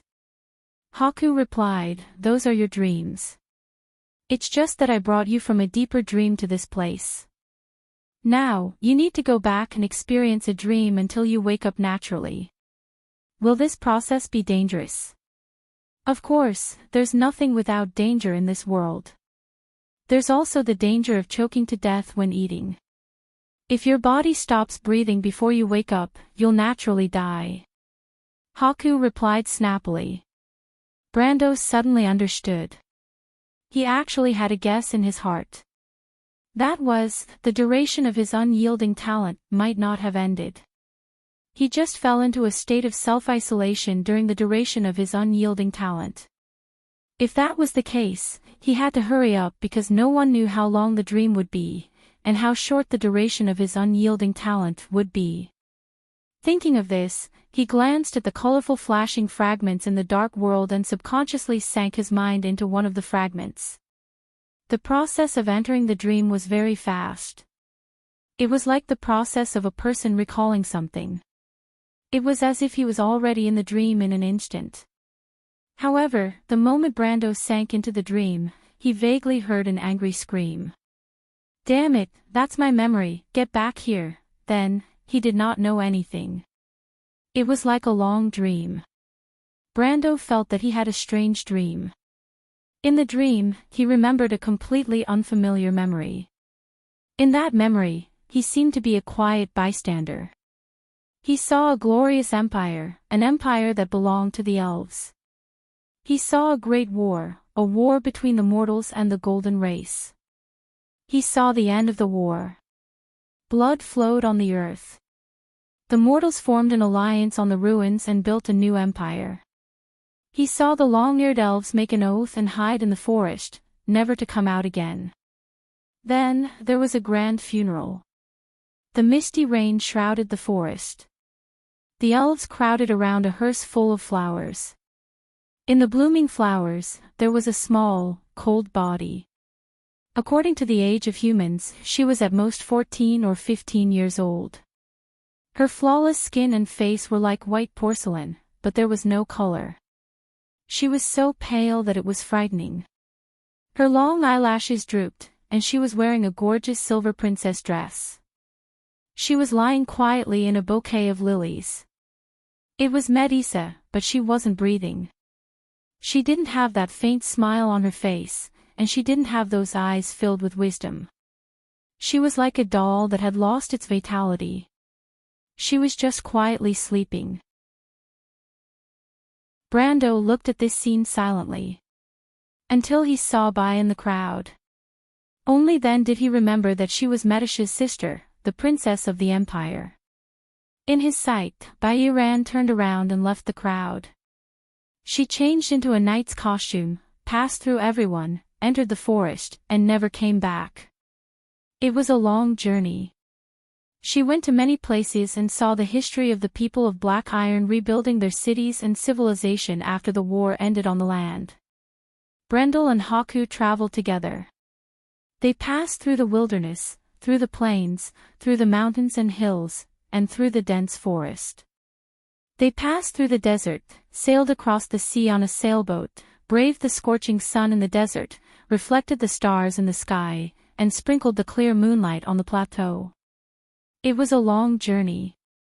Time passed slowly. Finally, there were changes on the land. Settlements reappeared in the desolate wilderness.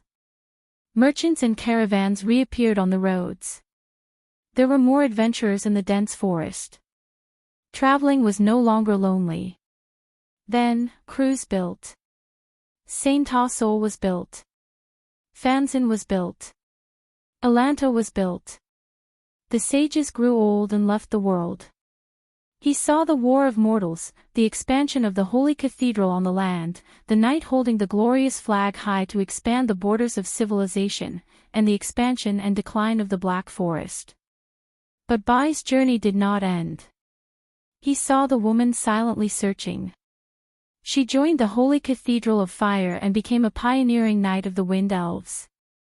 He saw her building a merchant group, becoming the Lord of the White City, leading a mercenary group to fight on the land of the 10 cities. He saw her depressed and desperate. She joined All for One and defected. She went through one fierce battle after another and finally died in a deserted forest.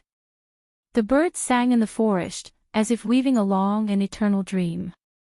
He saw her wake up and become an undead, wandering the land. But one day, her journey ended. She met the Dragon Queen and became one of the 12 patriarchs of the tree herders. Then, everything returned to nothingness. The dream seemed to shatter, and the memory turned into countless fragments. Brando heard an angry voice in the darkness questioning him.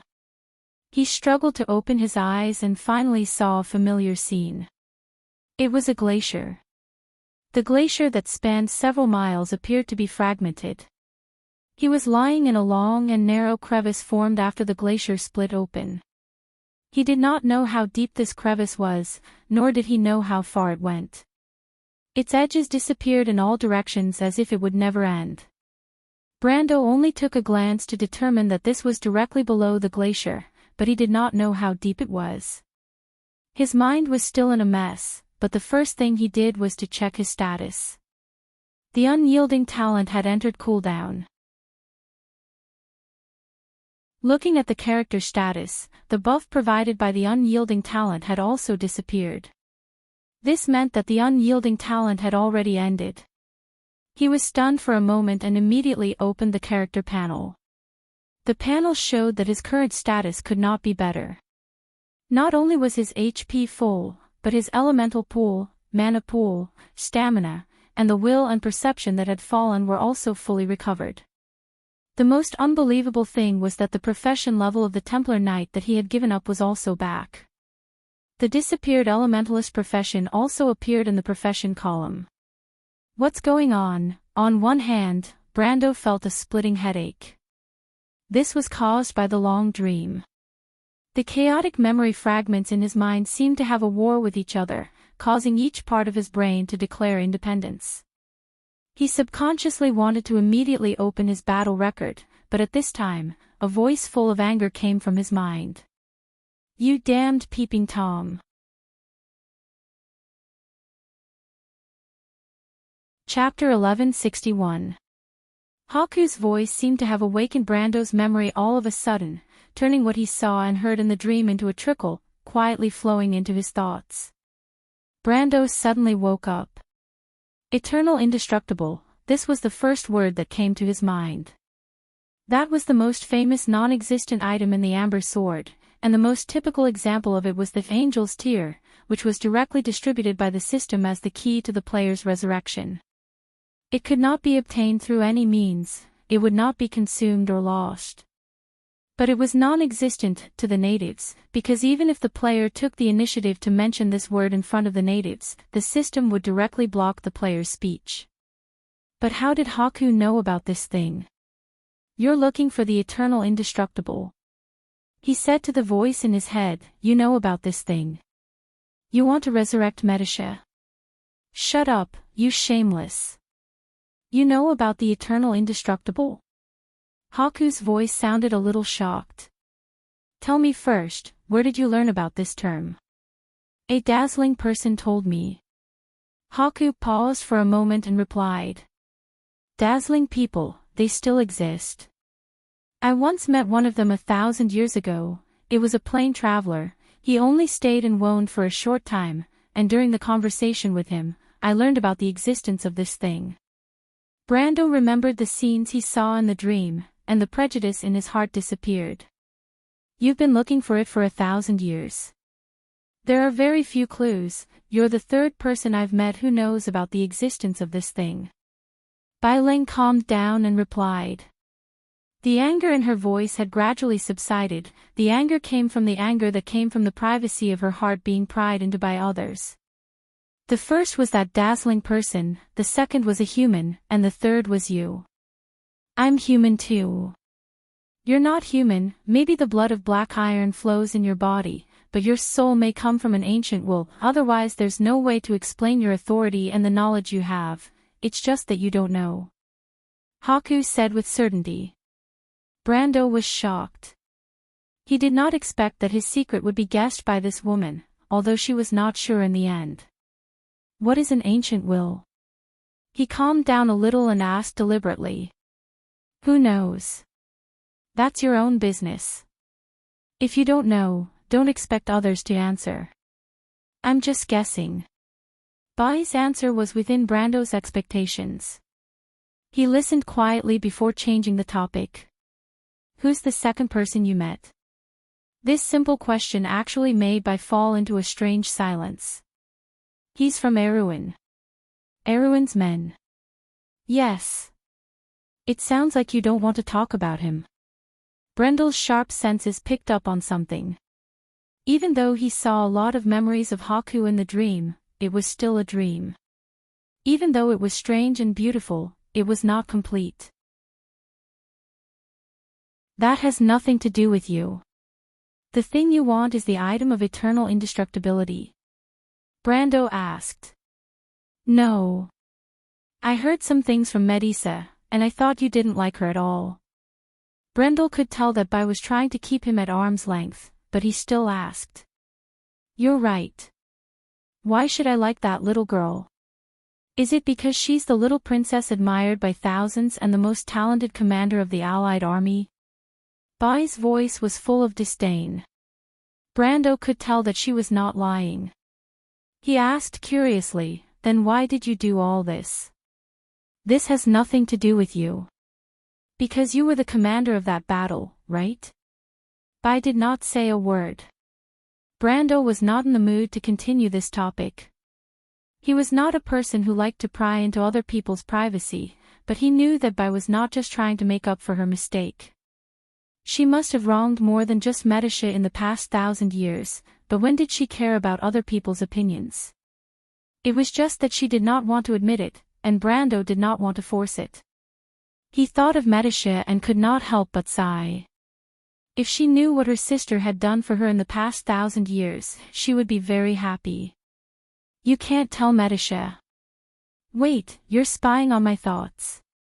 Brando said angrily. Same to you.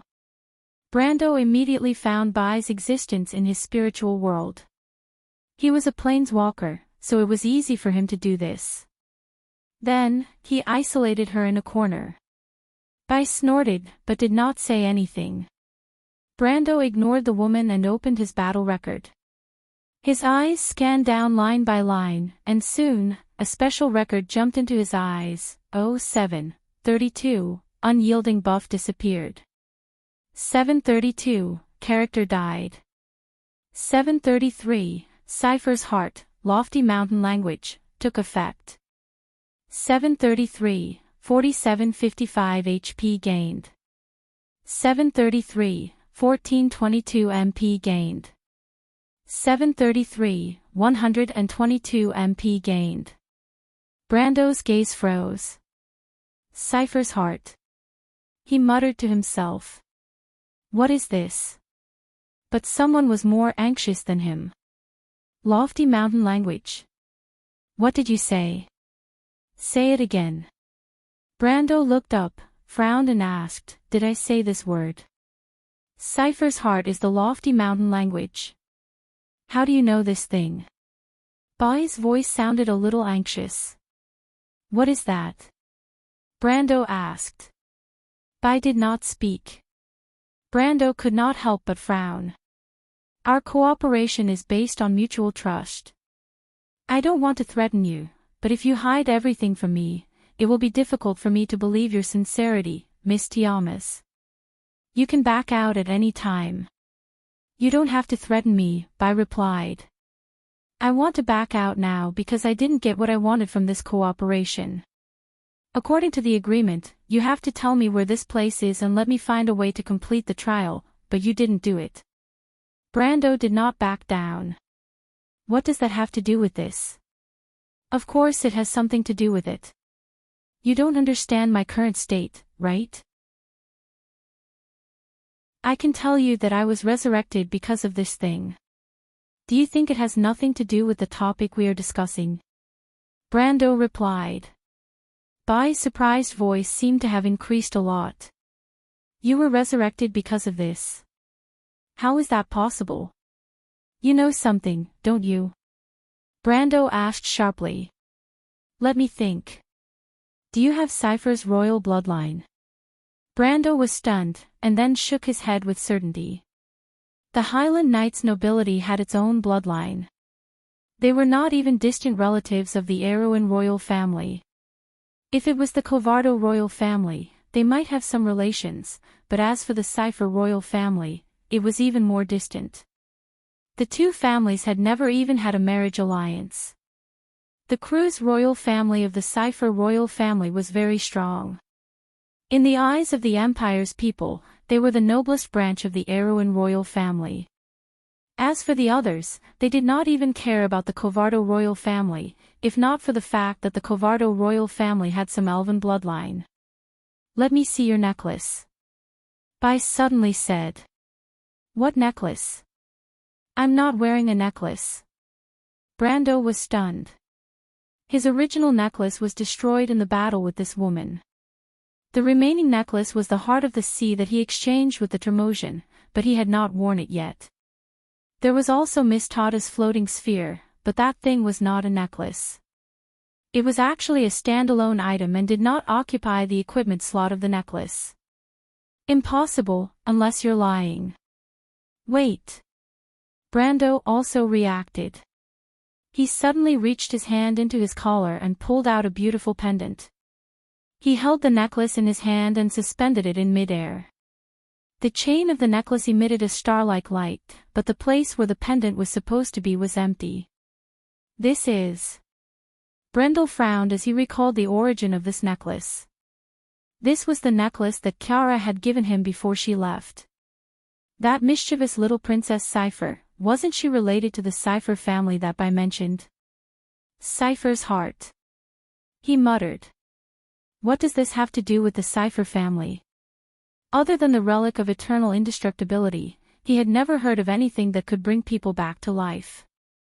If such a thing really existed, he and his senior sister would definitely look for it to bring the princess and the Valkyrie back to life. Unfortunately, there were no spells or miracles in Wone that could bring the dead back to life. Even holy items like the number 1 holy water and the angel's heart bottle could only bring people back from the brink of death. After all, it was an exaggeration to say that the dead could be brought back to life. If a person's soul had already passed away, then even someone as powerful as Martha could not bring them back to life. This was one of the basic laws of Wone. The only exception was the relic of eternal indestructibility. However, the relic of eternal indestructibility was only effective on players. It could not even appear in this world, nor could it be mentioned by others. It was like an item that did not exist, that was compromised for the sake of the game. In fact, this was the title that the players gave it. However, this treasure that could bring people back to life, even if it was a one-time use item, was enough to overturn this understanding. Its value could not be overstated. It was very likely to be one of a kind. At least, Brando had never heard of an item with a similar effect. Even if it was an artifact or a holy item with a similar effect, it did not exist. The Supreme Queen of the Cruz Empire had died, and people could only let her die. Even Vala and Nydivan, who stood at the peak of mortal strength and power, could not bring out an item similar to the relic of Cipher's heart to bring the Silver Queen back to life. However, the Cipher family had such an item. From Bai's tone, it was obvious that they had more than one. Chapter 1162. As for the origin of House Cipher, everyone knew that it actually came from the Empire. The members of the family were Cruz people, and their bloodline was far superior to the natives of Erewhon. Its origin could be traced back to the ancient times of the Empire. As Miss Tade and Lute said, the ancestor of House Cipher, the ancestor of the late King Eric, might have been the chief knight who followed the Flame King Gretel. This period of history was considered glorious for the small kingdom of Erewhon, but it was also probably the most glorious and the only history worth mentioning for House Cipher. But it didn't count for much. After the War of the Holy Saints, there were countless families formed by the descendants of such heroes on the continent, just like the stars in the sky. Most of them had been buried in the annals of history, leaving no trace behind. Although House Cipher was lucky enough to survive in this period of history, compared to the ancient nobles who truly had a heritage, they actually had no confidence. It was like the nobles of a kingdom and the nobles of the empire could not be compared. In terms of heritage, how could House Cipher compare to the current royal family of Cruz and the royal family of Fanzan? These were the descendants of the two sages, but their descendants could not have a treasure, so how could House Cipher have anything to do with it? The more Brando thought about it, the more suspicious he became. Not to mention House Cipher, even Erewhon would find it difficult to have the strength to keep such a treasure. What kind of secret could this family have? Their biggest secret was nothing more than the era of the War of the Holy Saints, and the history of that era was at most a drop in the ocean compared to the history of Wone. He held up the necklace in his hand and asked a certain soul in his spiritual world, Miss Tiamas, do you know something? How did you get this necklace? Haku asked. A little girl gave it to me. She is the younger sister of the heir of House Cipher, Brando answered truthfully. Little girl. She's a core member of House Cipher. She must know the value of this necklace. She's willing to give it to you. At least she revealed two things. First, she knows that the place you're going to next may be life-threatening. Second, she values you very much. Otherwise, this necklace is as important as her second life. Why would she give it to you so easily? Brando couldn't help but think of the mischievous little princess of the Cipher family. It was hard for him to imagine that such a little girl could have so many ideas. When she gave him this necklace, it was true that they had to go to the imperial capital separately. For an ordinary person, the place he was about to go to was a death trap. Kiara obviously knew what he was going to do, so she gave him this necklace. Brando's heart was heavy. No matter what he thought, he had to accept this favor. At this moment, he thought of House Cypher. He thought of Kiara's brother, the blind eldest prince. He was obviously also a chosen one. He had the ability to rule a country. Unfortunately, this era didn't belong to him. Brando knew that he couldn't betray his thoughts. He couldn't help but have a headache. Why does House Cypher have this thing? What is it? An item of eternal indestructibility? Brando asked. However, Haku didn't seem to notice his absent-mindedness. He continued, an item of eternal indestructibility. Of course not, although they do have some relationship with it. This lofty mountain language came from an item of eternal indestructibility. It's actually a broken fragment. These fragments were made into 6 gemstones, known as Cypher's Heart, and kept by the core members of the Cypher family for generations. Of these 6 diamonds, 3 have already been used, and the whereabouts of one are unknown. Right now, other than the one in your hand, there should only be one left in the hands of House Cypher. It should be in the hands of the legendary eldest son of the Emperor. Then how did House Cypher get them? Brando asked. You want to know? Haku suddenly asked. It's a very long story. It doesn't matter. Brando thought that she was being perfunctory. He shook his head and replied, we have plenty of time here. Haku paused. She suddenly said faintly, I once knew a man named Erwin. His name was Villefort. He was a branch of House Cypher. During the chaos of Forza, his ancestors broke away from the current House Cypher. His ancestors brought their bloodline to the south to avoid the chaos. They settled down in today's Randner area. He had a wife and a pretty good family. Villefort was a traveler. I got to know him during my travels. After going through a few trials and tribulations together, our relationship became close. Of course, that was a facade I deliberately made. I knew that he was a descendant of House Cypher and had something to do with one of Cypher's hearts. That's why I took the initiative to get to know him. Haku narrated in a low voice, as if she was telling a distant story. In order to gain his trust, I arranged a series of events to make him believe that he was targeted by an evil organization with the purpose of coveting one of House Cypher's inheritances and treasures. In fact, it was House Cypher's heart. Of course, it was inevitable that some people would die, but I didn't care. To me, those people were just ants. After thousands of years, I have long become cold and numb. Of course, this is not a derogatory comment to me. To be exact, I once thought it was a compliment. I hired men, and then killed them in the presence of Villefort, in order to gain his confidence. But I never lied to him, because they were killed by their own greed. Brando frowned. Although he could understand Haku's motives, he could not accept her way of doing things.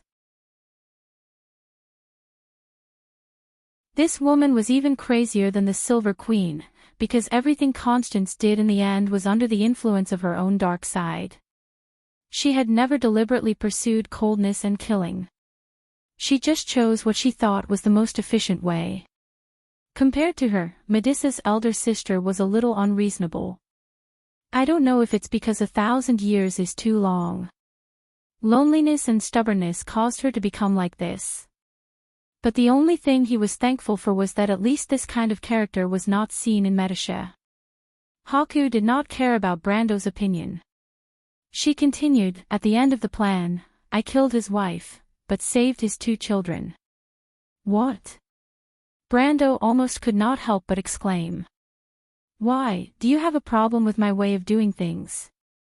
Haku's voice turned cold, and she asked lightly. It's hard not to have a problem. Although he had a favor to ask, Brando did not intend to flatter this woman. Then you can kill me to show your righteousness. I seem to have taken the wrong medicine. His words became a little sharp, and he said tit for tat. Brando shook his head. Although he was not used to it, he did not intend to become a messenger of justice. As long as Haku did not pose a threat to the people around him, he would not kill her. After all, she was Medicia's sister. Humph, hypocrite.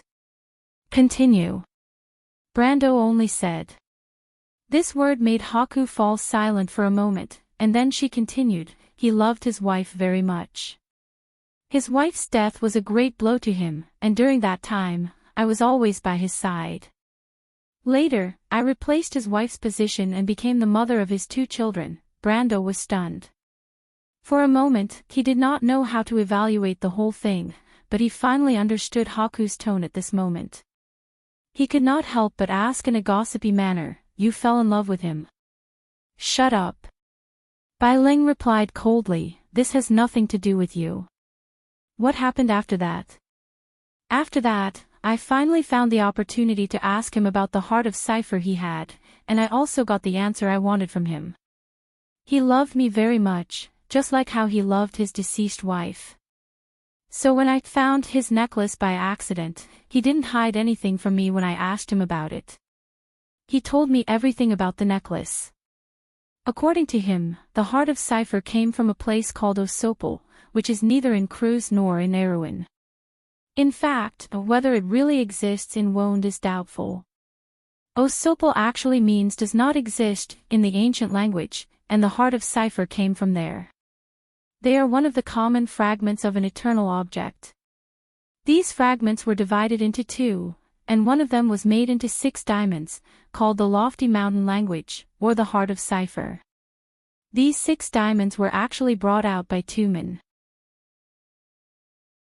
For some reason, they came into the hands of the Flame King Gretel, who then passed them to the ancestors of the House of Cipher, who brought them to Erewhon.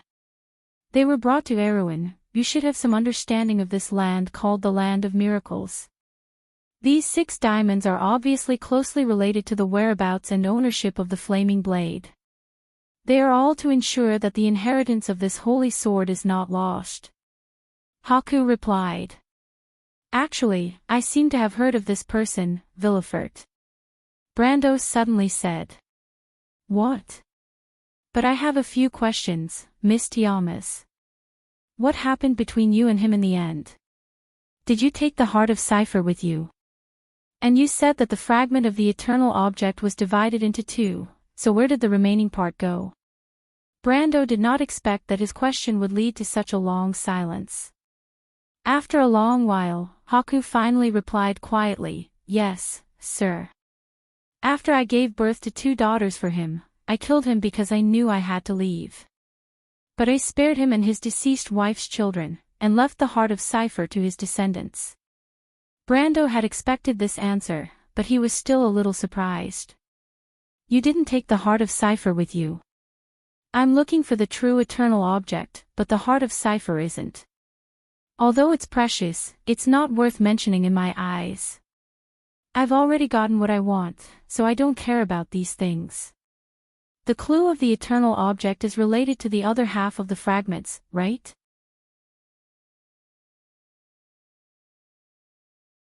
Chapter 1163. Haku nodded and revealed the answer to the riddle. Cipher's heart was originally a fragment of the artifact of eternity, but these fragments were split into 2. One of them was used to create these 6 gemstones, while the other half was lost. The lost fragments retained their original form, which was why they were still connected to the artifact of eternity to this day. Those fragments may reveal a secret. As long as I find them, they can lead me to Osapa, the legendary place. I believe that the relic of eternity is here, and I spent countless time confirming its existence little by little. After nearly 1,000 years of searching, I finally got the answer I wanted from the man Villefort. Haku ended his description with this paragraph. Brando sat on the shattered glacier. Cipher's heart had restored him to his original state, so his current condition was far better than when he was trekking in the snowfield. He could confirm that he was still in the trial world, but there was no biting cold wind under the glacier. Although the temperature was still very low, he was not in a hurry at the moment. He stood up and said to Haku, "Then let's go, Miss Tiamas." Haku stopped. "You haven't told me where this place is, and how do I get out of here and complete this trial?" Brando asked again. "This is the tile latch. You are walking the path once taken by the Knight of the Azure. This is the trial of the Chong Mountains. Of course, it is not as simple as it appears on the surface. At the end of these mountains, there is an altar, and the azure lance was once inserted on that altar. The tile latch. Is it related to the tile latch of Wonde? Many of the names of Wonde come from myths, but it is also possible that the mountains did appear in Wonde a long time ago, just like the throne of Himalud." Haku replied. "So we have to find the altar." "Naturally. Then what do I have to do?" "First, you have to go back to the ground." "Can't we just follow this glacier?" Brando asked as he surveyed his surroundings. Although the space under the glacier was narrow, it was far less dangerous than walking on the glacier. The memory of the biting cold wind that could erode one's will was still fresh in his mind. Bai sneered. "Where do you think this place is? There are memories of nothingness under this glacier. Mortals will eventually lose themselves if they walk in here. You've been to the deadly frost forest, so you must have seen those nameless people. Is it that dangerous?" "It's just hearsay. If you don't believe me, you can try. Maybe there's another way out under the glacier." Brando could hear the sarcasm in Haku's tone, but he didn't intend to give it a try. He knew how dangerous it was to be in a place full of unknowns. Mortals didn't know much about this world. Anyone who looked down on it wouldn't have a good ending. He raised his head and looked up. Under the broken glacier, the ice layer was crisscrossed with cracks. Light and shadow shone through the layers of ice, making the whole underground a complicated maze. It was easier said than done to get back to the surface. Headache? Bai could naturally see that he was in trouble. "What can you do, Miss Tiamas? The problem is still with you. That little fairy told you what to do, but since you came here, you've forgotten other people's advice. To be honest, I've never seen a chosen as incompetent as you." Bai scorned. Being ridiculed like that, Brando was naturally annoyed. However, he knew that he couldn't argue with this woman at this time. Besides, what she said was definitely not nonsense. He tried to calm himself down and recalled what Lute said. "You mean here or within the range of the mountain of ceasing storms? Otherwise, where do you think it is? You're leading ABs into a warm little nest." Probably because he didn't expect much from Brando's comprehension, Bai continued, "The Chong Mountain test is a test of willpower. Of course, it's not as easy here as in the mountain of ceasing storms. Whether it's the illusory ancient memories and whispers under the glacier, or the icy wind above the glacier that can freeze thoughts, they will all obstruct your thoughts. Unless your willpower is strong enough, you won't be able to get out of this glacier even if you walk for a lifetime. Do you think that the Knight of Azure spent 40 years here to travel and enjoy the scenery here? He honed his willpower in the icy wind, so he finally got the recognition of the mountains and found the only way to leave this place." Brando suddenly realized and couldn't help but feel ashamed of his ignorance. Since he transmigrated here from the Amber Sword, he had been relying too much on his understanding of the game. Once he encountered something that he didn't understand, he couldn't help but be at a loss. Come to think of it, Bai was right. With Lute's hint, he could have thought of a solution early on. But his performance now was worse than in the game. As a player in the upper middle class, he couldn't rely on his performance to stand up. Brendel was slightly alarmed. He had relied too much on his experience in the game, and had actually lost the most basic sense of vigilance and sensitivity to his surroundings. This was what he relied on the most in the game, and it was also one of the basic qualities of an expert player. Fortunately, his battle instincts were still there, and his skills had not returned. In fact, he had improved a lot in this world. Otherwise, with his current vigilance, it would have been difficult for him to survive the battle with Lushta. Realizing that there was a problem, Brando quickly adjusted his attitude. He looked at the ice wall above his head and focused.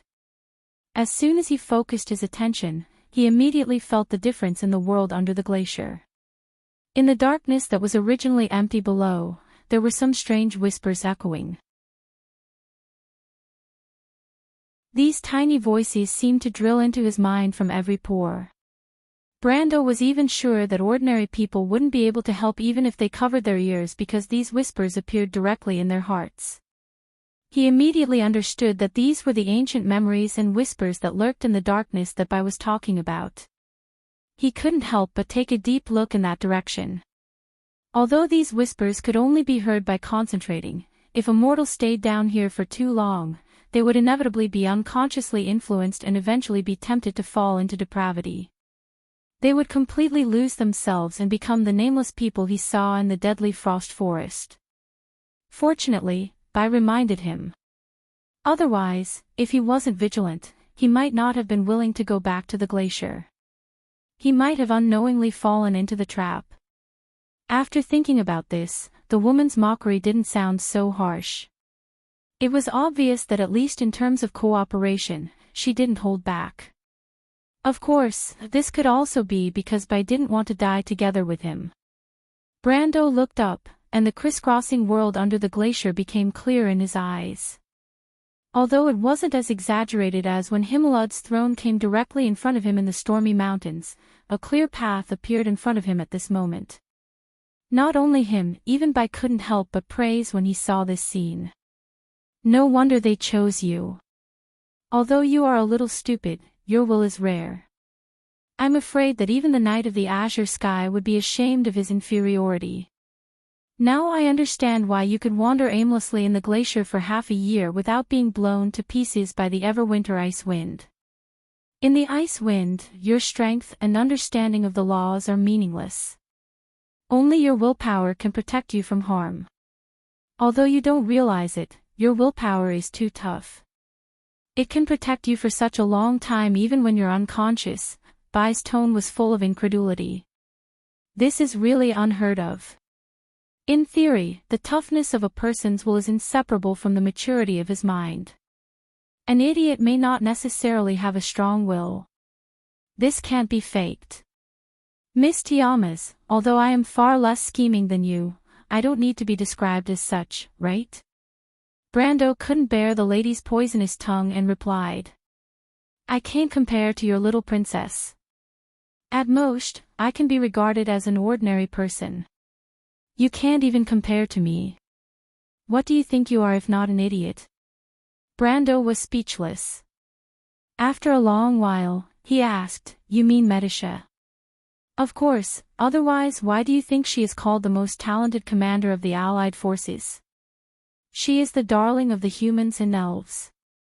You must think that she is a gentle, elegant, and very easy to get along with princess, right? In fact, everyone thinks so, because she is the same to everyone. However, the number of unlucky people who have died in her hands is much more than the number of people who have died in your hands. Bai was full of disdain. When your little princess sent her enemies in the court to guard the borders, your grandfather's grandfather's grandfather wasn't even born yet.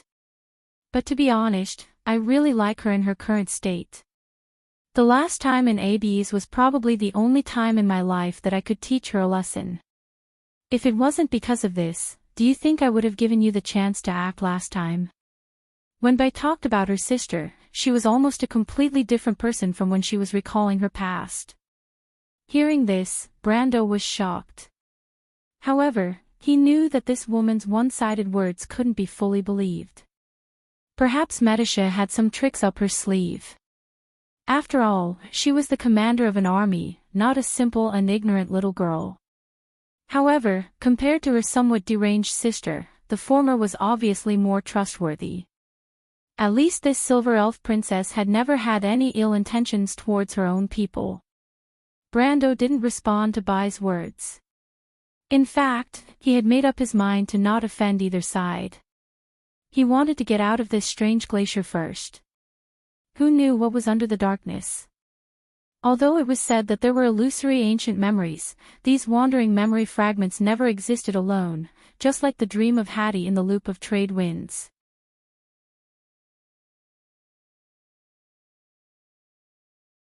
Chapter 1164. After making up his mind to ignore Haku, Brando grabbed the broken protrusions under the ice and carefully climbed up. Because he did not know how deep he had been swept into the ground by the avalanche, he did not know how long it would take him to see the surface. But after passing through a few sharp ice peaks, he suddenly remembered what Haku had said about the shards. He recalled what he had seen and heard in Haku's dream, and suddenly asked, "So, after that, you joined All for One for the other half of the shards?" "What?" "I mean the fragments of the other half of Cypher's heart. After you left Villefort, you should have been looking for them." Haku was silent. Brando understood her concern and replied, "Actually, you don't have to worry about it. I have no interest in the relic of eternity, but I am curious if such a thing really exists in this world. If you really don't want to say it, we can end this topic." "That's not necessary." Haku's voice sounded faintly. "I did join All for One for the sake of finding the fragments. After I left Villefort, I was looking for them. Later, by chance, I learned that All for One was also looking for these fragments. All for One is also looking for these fragments." Brando could not help but interrupt her. "Of course, I have my own methods and sources of information, which have almost never been wrong for nearly 1,000 years. It was through this method that I learned about the existence of Cypher's heart and found the Villefort family." When talking about her methods, Haku's voice sounded calm and confident. "But how can you be sure that they are not interested in Cypher's heart itself? Or are they interested in the relic of eternity?"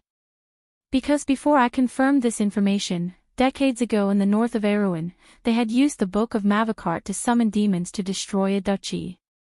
At that time, this matter caused a shock throughout the continent. And when I traveled around the Silver Bay after leaving Villefort, I happened to be involved in the investigation because I was looking for the whereabouts of the Book of Mavacart. During the investigation, I found that the whole thing is not as simple as it seems. There are many suspicious points. So I tried to look up a lot of documents about this incident at the time. In these records, there were many places where it was mentioned that the members of All for One were obviously looking for a certain matter at the time. Unfortunately, these obvious clues were ignored by the Holy Sanctum's chroniclers." Bai's voice was filled with disdain. "I followed the clue and found out that they were looking for a fragment without much effort. At that time, I had just learned the truth about the fragment of the eternal indestructible item, so I naturally linked the two things together." "So you sneaked into All for One because of this? Did they find the fragment?" "I've experienced a lot of things in All for One. It took me about 15 years to get to the middle and upper levels of the organization, and there's no hope for me to go any higher. Although I have had plenty of time over the past 1,000 years, that is not the problem. This organization is far more organized than tree herders. I will not waste my time, so I have decided to take the risk." "What did you do?" "I spent 3 years waiting, and another year preparing for this. Finally, I bribed an internal member to give me the opportunity to get close to the fragment.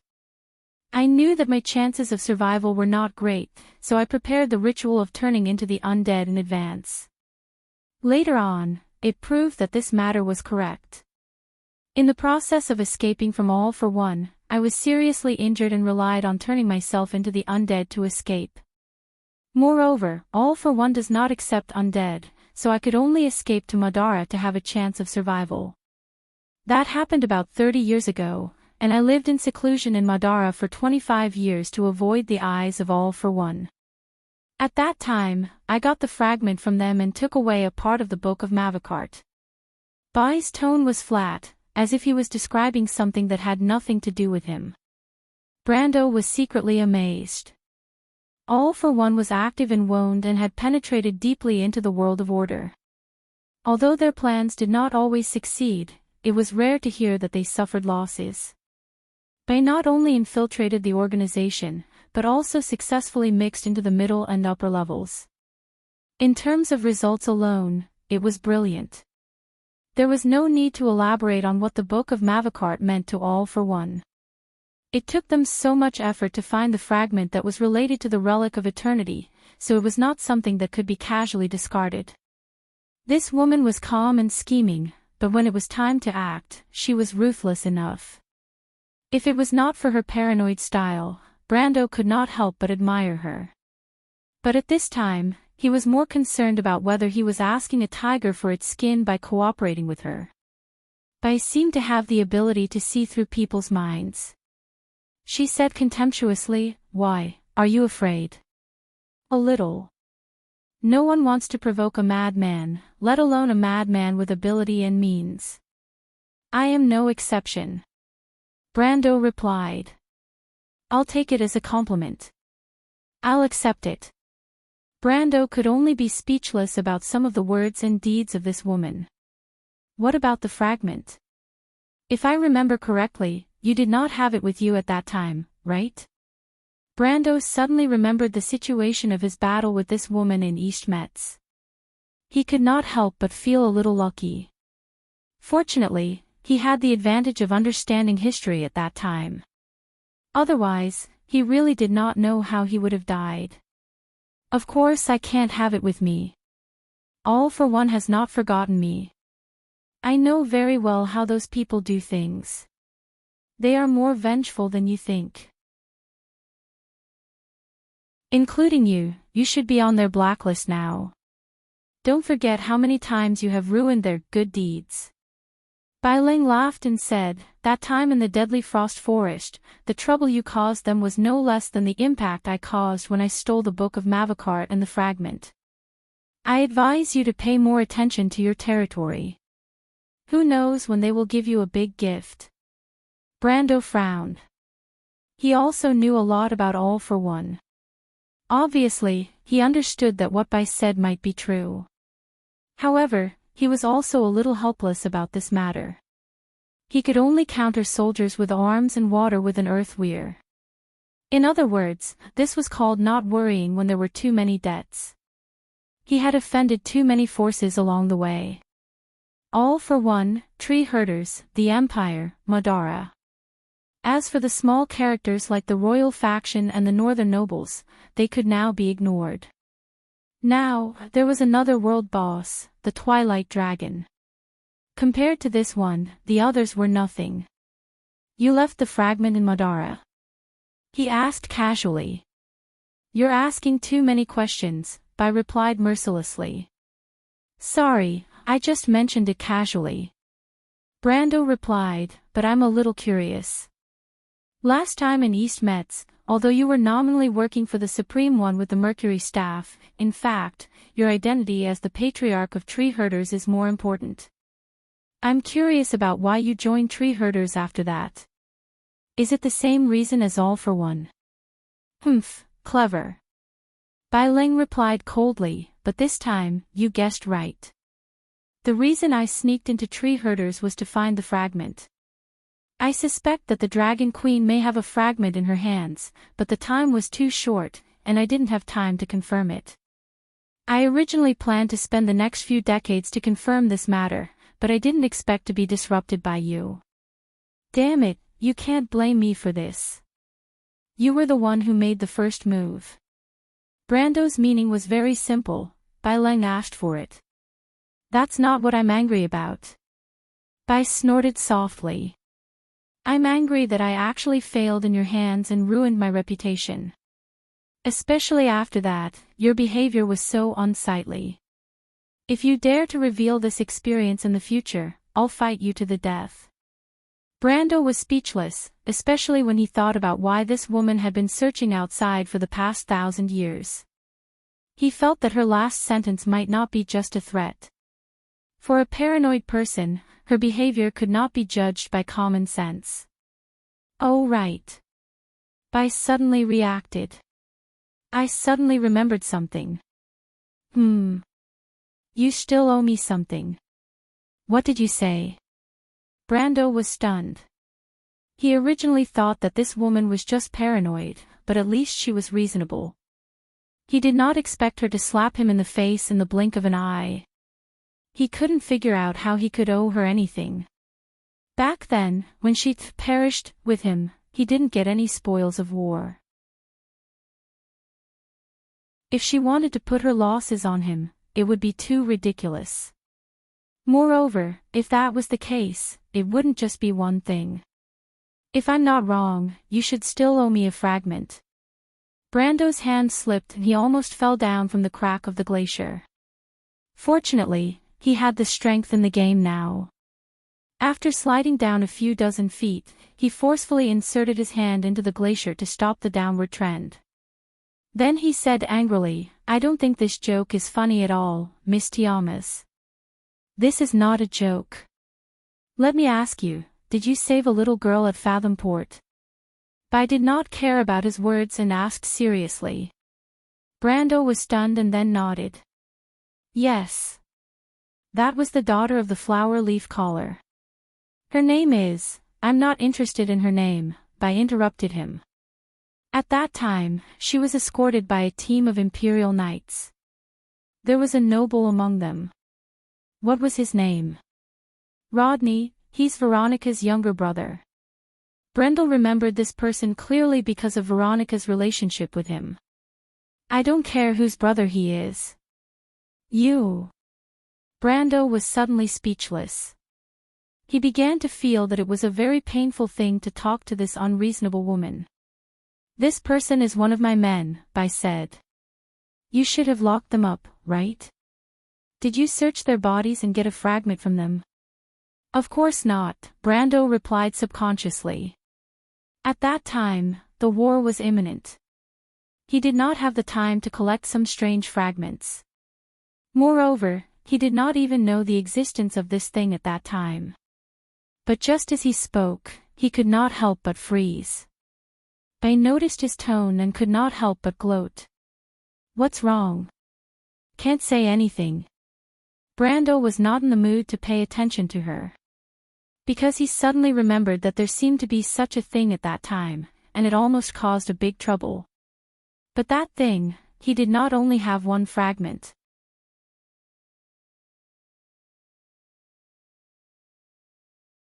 Chapter 1165. Did you really get it? Haku asked. Seeing Brando's strange expression, she had a 70 to 80% guess in her heart. That shard is the main reason I'm heading to the Kurlutz Empire's eastern Metz region, or else the black orb alone wouldn't be enough to make me move. I'm not safe anywhere outside of Madara, the spies of the Unifying Guild are everywhere. After confirming this, the woman's voice calmed down and explained. After listening to her words, Brando understood. He grasped the crack of the glacier firmly and climbed back to his previous position. At the same time, he calmed himself down from the previous shock. It had to be said that under the stimulation of this woman, he seemed to have regained the sharpness that originally belonged to the game. After carefully analyzing the pros and cons, he asked, You want to get this fragment from me? Haku hurriedly said, No, it's an exchange. I can pay you a satisfactory price. Anyway, you are not interested in the Relic of Eternity. But now Brando's thoughts had changed.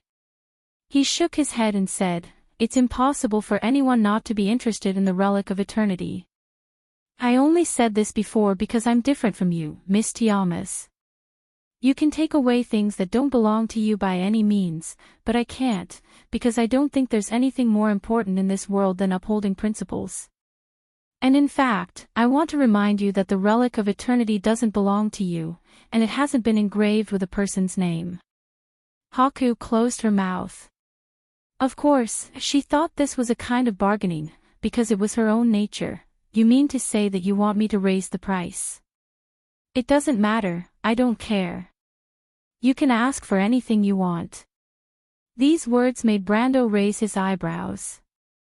He really couldn't stand this woman's logic and finally couldn't help but mock. then give you to me. A chill rose from Brando's back. You're playing with fire. Haku's voice suddenly became a few degrees colder. That's impossible. I'm the princess of the empire, not Lei Feng. Other than that, that's why, don't make promises that you can't keep. Besides, what you said before is not quite the same as what you are saying now. I have not forgotten poor M. de Villefort, and perhaps you would have considered his feelings before making your statement? Damn it, shut up. Bai was infuriated. I don't want to talk about this. If you want to make a deal with me, don't try to provoke me. Don't think that I have to get that fragment from you. But Brando didn't care about this threat at all. He calmly replied, that's exactly what I wanted to say, Miss Tiamas. There was a long period of silence between the two of them.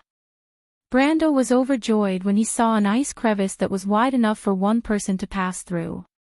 Climbing in such a place was much easier than climbing on a glacier.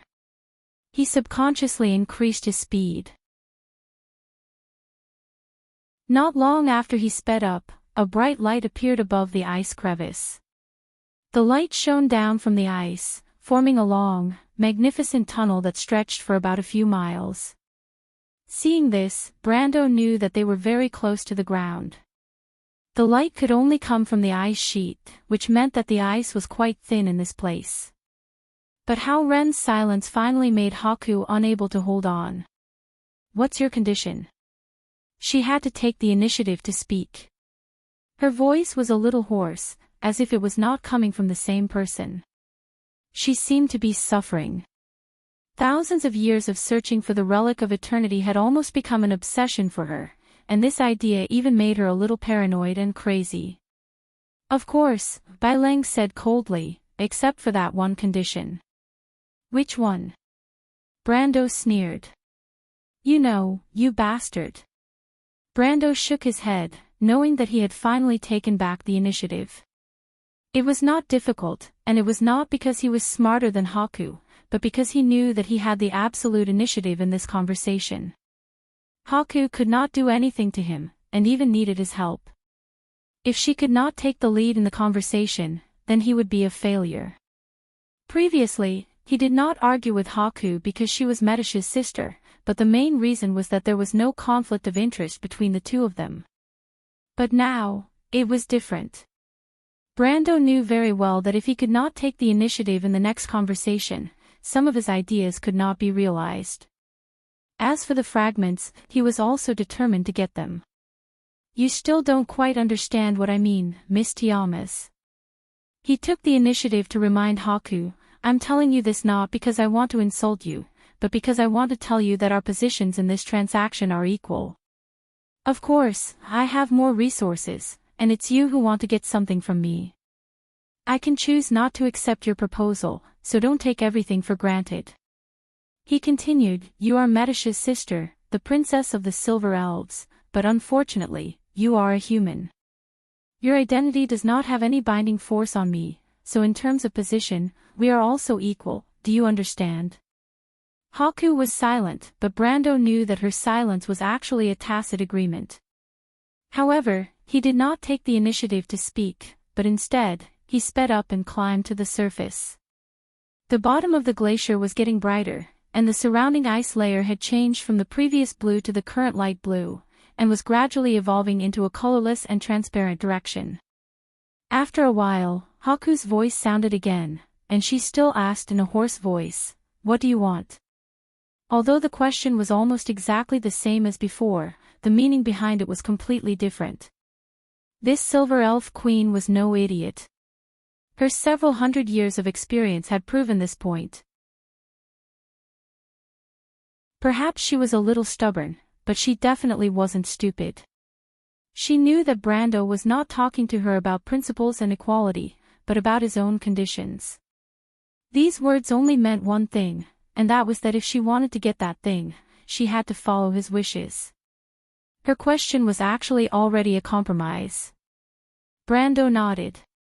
Let's talk about the fragments again.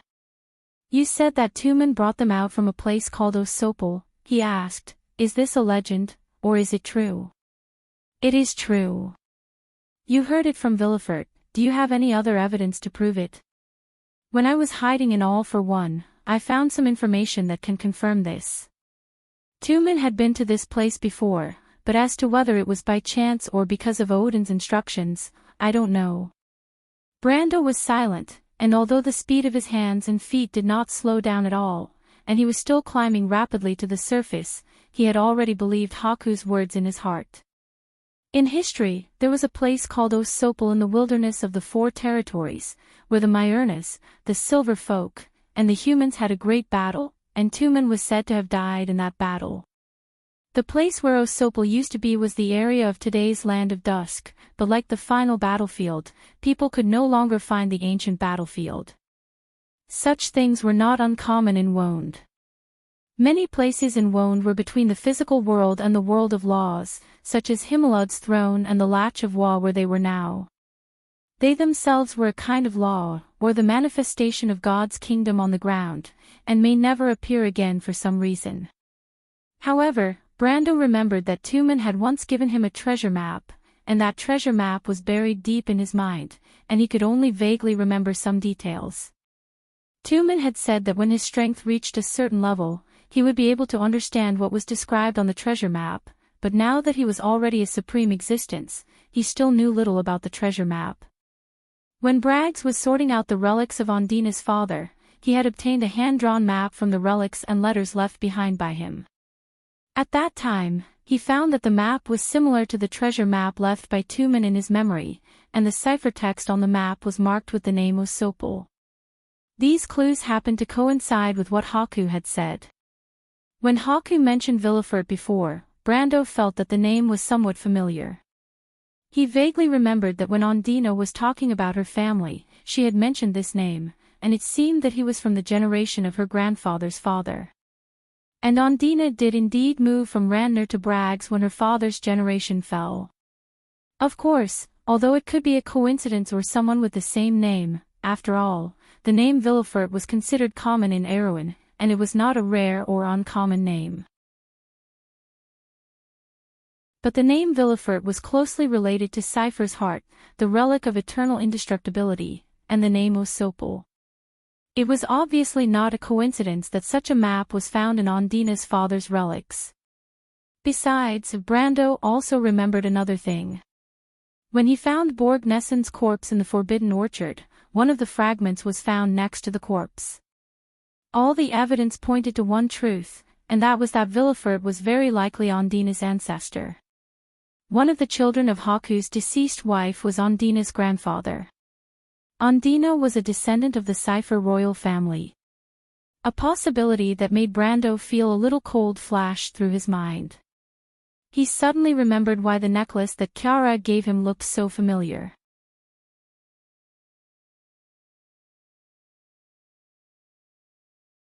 Chapter 1166. Did you really get it? Haku asked. Seeing Brando's strange expression, she had a 70 to 80% guess in her heart. That fragment is my main purpose for going to the East Mets of the Cruz Empire. Otherwise, the black orb alone would not be enough to make me move. I'm not safe outside of Madara. All for One spies are everywhere. After confirming this, the woman's voice calmed down and explained. After listening to her words, Brando understood. He grasped the crack of the glacier firmly and climbed back to his previous position. At the same time, he calmed himself down from the previous shock. It had to be said that under the stimulation of this woman, he seemed to have regained the sharpness that originally belonged to the game. After carefully analyzing the pros and cons, he asked, "You want to get this fragment from me?" Haku hurriedly said, "No, it's an exchange. I can pay you a satisfactory price. Anyway, you are not interested in the Relic of Eternity." But now Brando's thoughts had changed. He shook his head and said, "It's impossible for anyone not to be interested in the Relic of Eternity. I only said this before because I'm different from you, Miss Tiamas. You can take away things that don't belong to you by any means, but I can't, because I don't think there's anything more important in this world than upholding principles. And in fact, I want to remind you that the relic of eternity doesn't belong to you, and it hasn't been engraved with a person's name. Haku closed her mouth. Of course, she thought this was a kind of bargaining, because it was her own nature. You mean to say that you want me to raise the price? It doesn't matter, I don't care. You can ask for anything you want. These words made Brando raise his eyebrows. He really couldn't stand this woman's logic and finally couldn't help but mock. Then give you to me. A chill rose from Brando's back. You're playing with fire. Haku's voice suddenly became a few degrees colder. That's impossible. I'm the princess of the empire, not Lei Feng. Other than that, that's why, don't make promises that you can't keep. Besides, what you said before is not quite the same as what you are saying now. I have not forgotten poor M. de Villefort, and perhaps you would have considered his feelings before making your statement? Damn it, shut up. Bai was infuriated. I don't want to talk about this. If you want to make a deal with me, don't try to provoke me. Don't think that I have to get that fragment from you. But Brando didn't care about this threat at all. He calmly replied, that's exactly what I wanted to say, Miss Tiamas. What followed was a long period of silence between the two. Brando was overjoyed when he saw an ice crevice in front of him that could only fit one person at a time. Climbing in this place was much easier than climbing on a glacier. He subconsciously increased the speed of his ascent. Not long after he sped up, a bright band of light appeared above the ice crevice. The light shone down from the ice, forming a long, magnificent tunnel that stretched for about a few miles. Seeing this, Brando knew that they were very close to the ground. The light could only come from the ice sheet, which meant that the ice was quite thin in this place. But his silence finally made Haku unable to hold on any longer. What's your condition? She had to take the initiative to speak. Her voice was a little hoarse, as if it was not coming from the same person. She seemed to be suffering. Thousands of years of searching for the relic of eternity had almost become an obsession for her, and this idea even made her a little paranoid and crazy. Of course, Bai Leng said coldly, except for that condition. Which one? Brando sneered. You know, you bastard. Brando shook his head, knowing that he had finally taken back the initiative. It was not difficult, and it was not because he was smarter than Haku, but because he knew that he had the absolute initiative in this conversation. Haku could not do anything to him, and even needed his help. If she still could not take the lead in the conversation, then he would be a failure. Previously, he did not argue with Haku because she was Medish's sister, but the main reason was that there was no conflict of interest between the two of them. But now, it was different. Brando knew very well that if he could not take the initiative in the next conversation, then some of his ideas could not be realized. As for those fragments, he was also determined to get them. You still don't quite understand what I mean, Miss Tiamas. He took the initiative to remind Haku, I'm telling you this not because I want to insult you, but because I want to tell you that our positions in this transaction are equal. Of course, I have more resources, and it's you who want to get something from me. I can choose not to accept your proposal, so don't take everything for granted. He continued, you are Medish's sister, the princess of the Silver Elves, but unfortunately, you are a human. Your identity does not have any binding force on me, so in terms of position, we are also equal, do you understand? Haku was silent, but Brando knew that her silence was actually a tacit agreement. But he did not take the initiative to speak, and instead, he sped up and climbed to the surface. The bottom of the glacier was getting brighter, and the surrounding ice had turned from a faint blue to a light blue, and was gradually evolving into a colorless and transparent direction. After a while, Haku's voice sounded again, and she still asked with a somewhat hoarse voice, what do you want? Although the question was almost exactly the same as before, the meaning behind it was completely different. This Silver Elf Queen was no idiot. Her several hundred years of experience had proven this point. Perhaps she was a little stubborn, but she definitely wasn't stupid. She understood that Brando was not talking to her about principles and equality, but about his own conditions. These words only meant one thing, and that was that if she wanted to get that thing, she had to follow his wishes. Her question was actually a kind of compromise.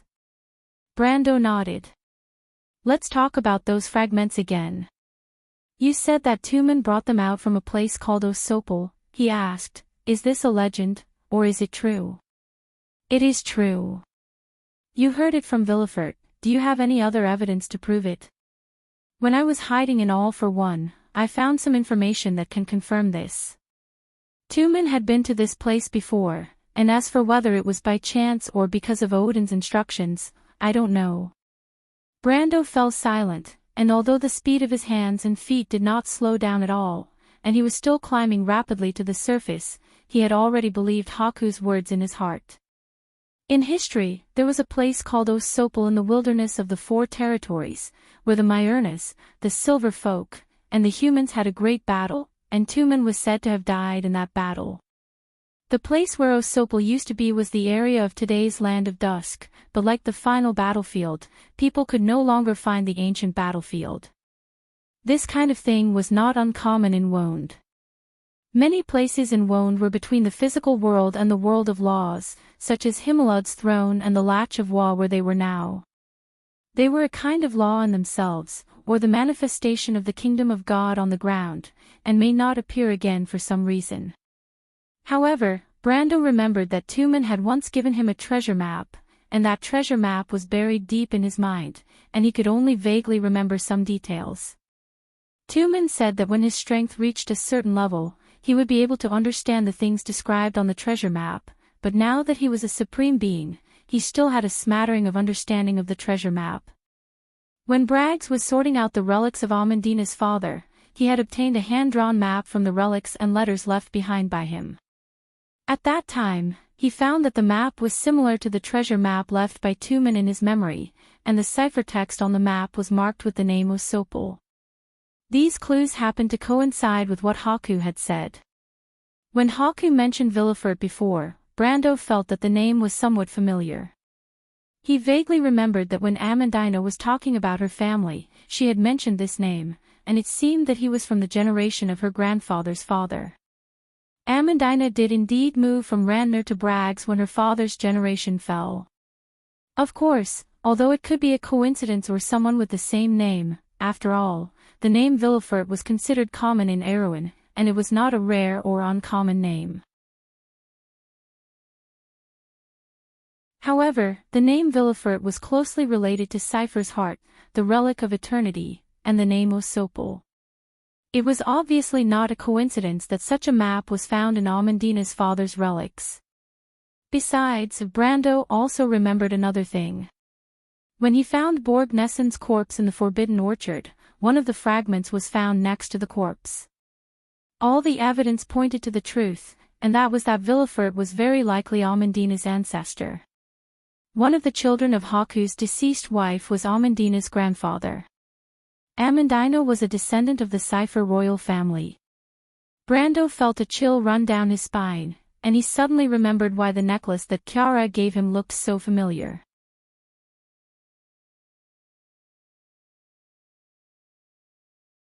Chapter 1167. He had seen the same necklace on Amandina's body, but there was no pendant on the necklace. Amandina said that it was a relic left behind by her father. During the Battle of Ampere Seal, Amandina unexpectedly came back from the dead. He had thought that he was hallucinating, but now that he thought about it, everything was clear now. Brando was speechless for a moment. Count Brendel, the lady beside you, Turst's words from the night in Amandina's old house still rang in his ears. He remembered that when he first met Amandina, the bandits that he and Badam took care of claimed that Amandina's father owed them money. Amandina denied it at that time. Brando knew her better than anyone. Amandina would never lie, so there was something fishy behind this matter. Now that I think about it, Turst is a member of All for One. If Amandina is a descendant of Cypher's royal family and has Cypher's heart on her, and she might be related to the fragment of the eternal relic, then the reason why All for One is looking for trouble with a poor noble's daughter is obvious. But Amandina obviously knows about the power of Cypher's heart. Otherwise, she wouldn't have lied to me after the Battle of Ampere Seal. How much does she know about her bloodline? Why didn't she tell us about it? He thought that he knew Amandina well, but now he wasn't sure. Why are you spacing out? Haku was getting impatient when Brando was spacing out. She realized that she wasn't afraid of Brando's threats. Instead, she was worried that he wouldn't say anything because she couldn't guess what he was thinking. Brando stopped. He had already climbed to the top of the ice cliff. There was a narrow crack above his head, and he could see the gloomy sky from above. The ground was almost within reach. He took a deep breath and continued forward while holding on to the cold wall. He answered Haku's question, "Do you know what kind of place Osopal is, Lady Tiamas?" "How would I know? I've been to the wilderness of 4 territories and was almost discovered by the spies of All for One. But that place used to be called Osopal is now just a small hill. There's nothing there." "Then I have a suggestion." Brando said, "You want the relic of eternity, but I'm interested in this place. If you can gather all the fragments, I'll go with you." "Don't." Haku replied very vigilantly, "You're pushing your luck. I want the relic of eternity, and I won't allow any unstable factors. I said, the relic of eternity doesn't belong to anyone for the time being. Don't treat it as something that belongs to you. If I don't agree, you'll never get it." Brando didn't care about Haku's rejection and replied coldly, "But if you agree, you can at least bet that I'm really not interested in the relic of eternity. Aren't you doing that now? You're not even afraid that your life is in my hands, so why would you be afraid that I'll break my promise?" Haku was silent. She actually understood that Brando's words made sense, but it was a difficult choice for her. She was a person with a strong desire for control. She could easily give up her own life, just like how she didn't care about the lives of others.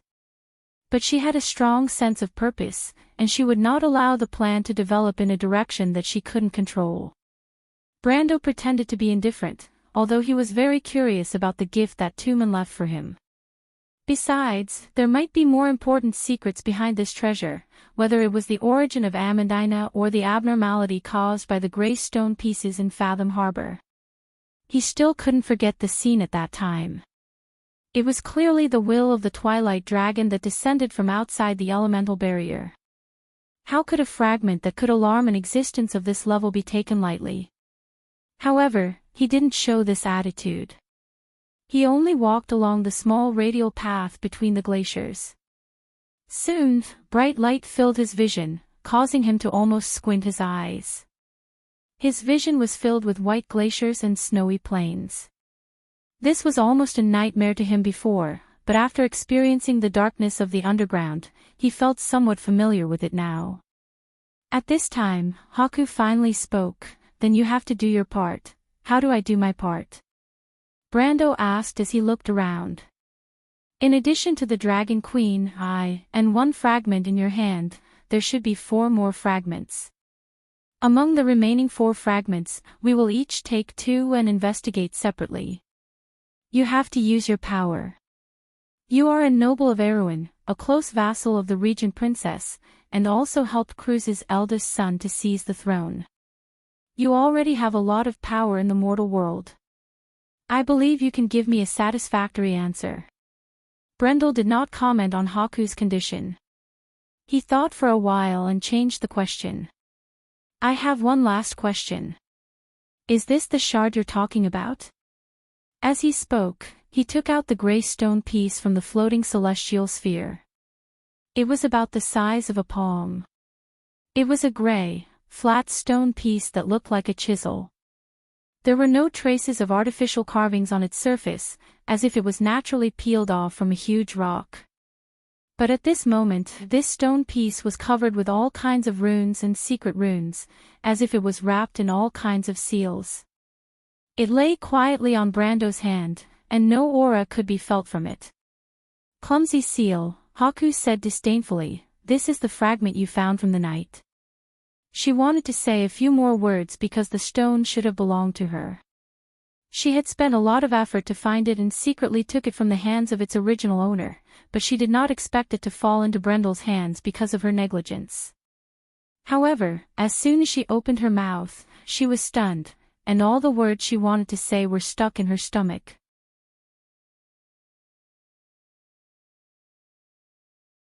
Then, a rumbling sound came from the horizon. It was as if thunder was rolling from the distant horizon. "What is that?" Brando asked. "That's a sign that the space somewhere is becoming unstable." Haku's voice was slightly uneasy. "The avalanche earlier should be caused by it. There might be some changes in the wind elemental plane outside.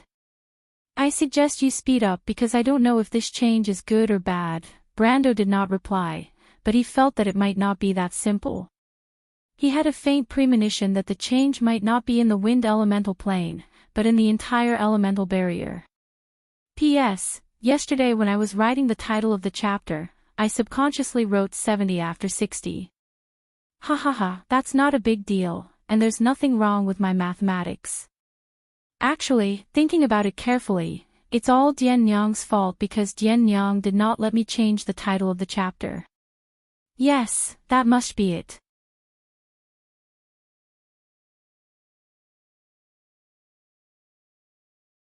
Chapter 1168. At this moment, very few people could hear the roar coming from inside the elemental world. The temple suddenly shook violently, and the little fairy lute fell to the ground. The back of his head hit the base of the 12th obsidian pillar. He groaned and saw stars. "Who's messing with me?" He didn't care about the big bump on the back of his head. He rolled on the ground and pulled out the sword of flame with a backhand. But the solemn hall was still empty. The obsidian floor was bright enough to reflect one's reflection. It was dark in front of him, and only dust was floating in the air. The 14 pillars seemed to be supporting the sky. The trapezoidal roof of the temple was hundreds of meters above the ground.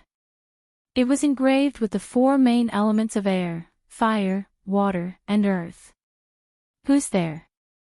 Lute shouted again, but the Blessed of Fords was annoyed to find that no one seemed to be against him. There was no doubt that he had fallen on the ground earlier. "Who's there? Who's there? Who's there?" The empty echoes echoed in the depths of the pitch-black hall. His 2 delicate flame-like eyebrows couldn't help but wrinkle together. He muttered doubtfully, "Strange, why is the Temple of Elements resonating? Could it be that I'm having an illusion?" Lute pursed his lips and looked around again. Then he got up and put away the sword of flame. He continued to walk into the depths of the temple vigilantly. The Temple of Elements was the cornerstone of this world. How could it be so easily shaken? He just thought that he had hallucinated, or that there was something in the dark temple playing tricks on him. Some ancient consciousnesses like to stay in this kind of empty sanctum. It might be a lingering memory of the past, or it might be a ghost that had lost itself. But apart from being fond of pranks, most of them did not do any harm. But the little prince of the fire fairy still felt a little uneasy. He thought that if he had known, he would have gone back when Brando disappeared and looked for Malurche and the fox. He thought that although these miscellaneous people couldn't help much, they could at least give him courage. This thought flashed through his mind, and he quickly abandoned it. "I don't need anyone to give me courage," he muttered to himself. Brando had been missing for more than an hour, but Lute was not worried. He knew that Brando must be passing the Chongshan tournament, and he had no doubt that Brando would succeed. Because he was the one chosen by the will of the Golden Flame, the one blessed by the Flaming Blade. "I'll try to get to Himalud's holy temple before Mr. Brand comes out and help him pave the way. I want to see how many holy swords the Flame Blade's adorer can get. No matter what, I will be the only one in 1,000 years who is fortunate enough to witness this scene." Lute muttered as he looked around. The holy sanctum, which was immersed in darkness, was unfamiliar to him. After all, it was his first time stepping on the shiny obsidian bricks of the holy sanctum. On the other hand, they were also very familiar with it, because it was engraved in the memories of every subject of Forsyth. This was the holy sanctum of storm, a sanctum built on the foundation of the wind elemental plane. Its master had long been gone in this era, and its believers had not set foot on this pilgrimage for thousands of years. But this did not prevent the sanctity and inviolability of the holy sanctum in the hearts of the elementals. But this was not the peak of Himelad's throne. Lute understood that the peak of the mountains was where the coronation was. If Brando passed the trial, he would definitely appear there. But not everyone could pass through the holy sanctum of storm to reach the peak of the throne. As Lute walked, he searched for the deepest knowledge and memories buried in the fairy bloodline. Soon, he stopped and his eyes lit up. Here it is, on the smooth floor in front of him, bright silver metal was poured into the grooves on the obsidian floor, drawing a huge magic circle. The fire fairy little prince did not hesitate to fly to one of the runes. The rune seemed to be injected with some kind of magic, and in an instant, it lit up in the darkness. The next one is the rune of flame, he read aloud, ready to fly up and jump on the rune. But it was at this time that something strange suddenly happened.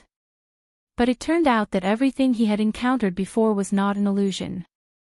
The second wave of resonance came a few minutes later as scheduled. At that time, Lute had just gained a foothold on the second rune. Suddenly, the whole holy sanctum trembled, as if a power that mortals were destined to look up to shrouded the entire holy sanctum of Himelad. The fire fairy little prince only felt that the stone pillars and the vault around him were shaking, making a creaking sound that made one's teeth ache. The holy sanctum seemed to collapse at any time. Fortunately, he had expected it, so he was not thrown to the ground a second time. But this time, Lute was finally convinced that it was not the holy sanctum of elements, but the whole Himelad's throne that was shaking. Crack, crack. In Lute's eyes, the side walls and pillars of the holy sanctum cracked, and the cracks spread like a spider web from the walls in an instant. The sand and mud on the vault above his head rustled on the ground. The holy sanctum of elements is going to collapse.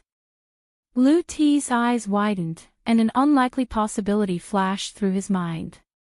But how could this be possible? The holy sanctum of storms was the cornerstone of the mountain where the storms stopped. Even if the entire elemental barrier collapsed completely, the holy sanctum would still stand. He shook his head, and just as he was about to throw the absurd idea out of his mind, he happened to see an obsidian pillar suddenly break in the middle. It fell down with a roar, and the pillar fell from mid-air and hit the ground heavily. After a cracking sound, the bricks on the ground stood up like pieces of paper, forming a fist-like crack. Lute was stunned for a moment, and even the cracks on the ground extended to his feet without him noticing. The cornerstone of the elemental world was shaking. There was only one voice in his mind that echoed over and over again. At the foot of Himelad's throne.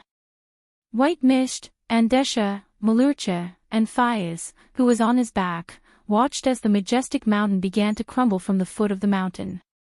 The sacred path to the heavens formed by tens of thousands of stone steps was falling apart, turning into countless stones that fell into the void. In fact, it was not just the holy sanctum. The entire elemental world was collapsing in front of them. What a terrifying picture it was. The mountains and rivers were broken, revealing the dust world that was empty below the mountain where the storm stopped. Some of the broken mountains were sinking, rolling into the endless void with countless gravel, while some of the mountains were rising, floating above everyone's heads. The entire world seemed to have lost its distinction of up, down, left, and right in an instant. The blue sky disappeared and was replaced by a gray space that surrounded the world. The entire wind elemental plane was torn apart, whirling and flying in all directions. The fragment that they were on happened to be one of the larger rock fragments in the mountains. It was connected to the holy sanctum of Himelad, and together with the collapsing holy sanctum, it flew to another mountain range not far away. Facing this terrifying scene, the unprepared people were completely stunned.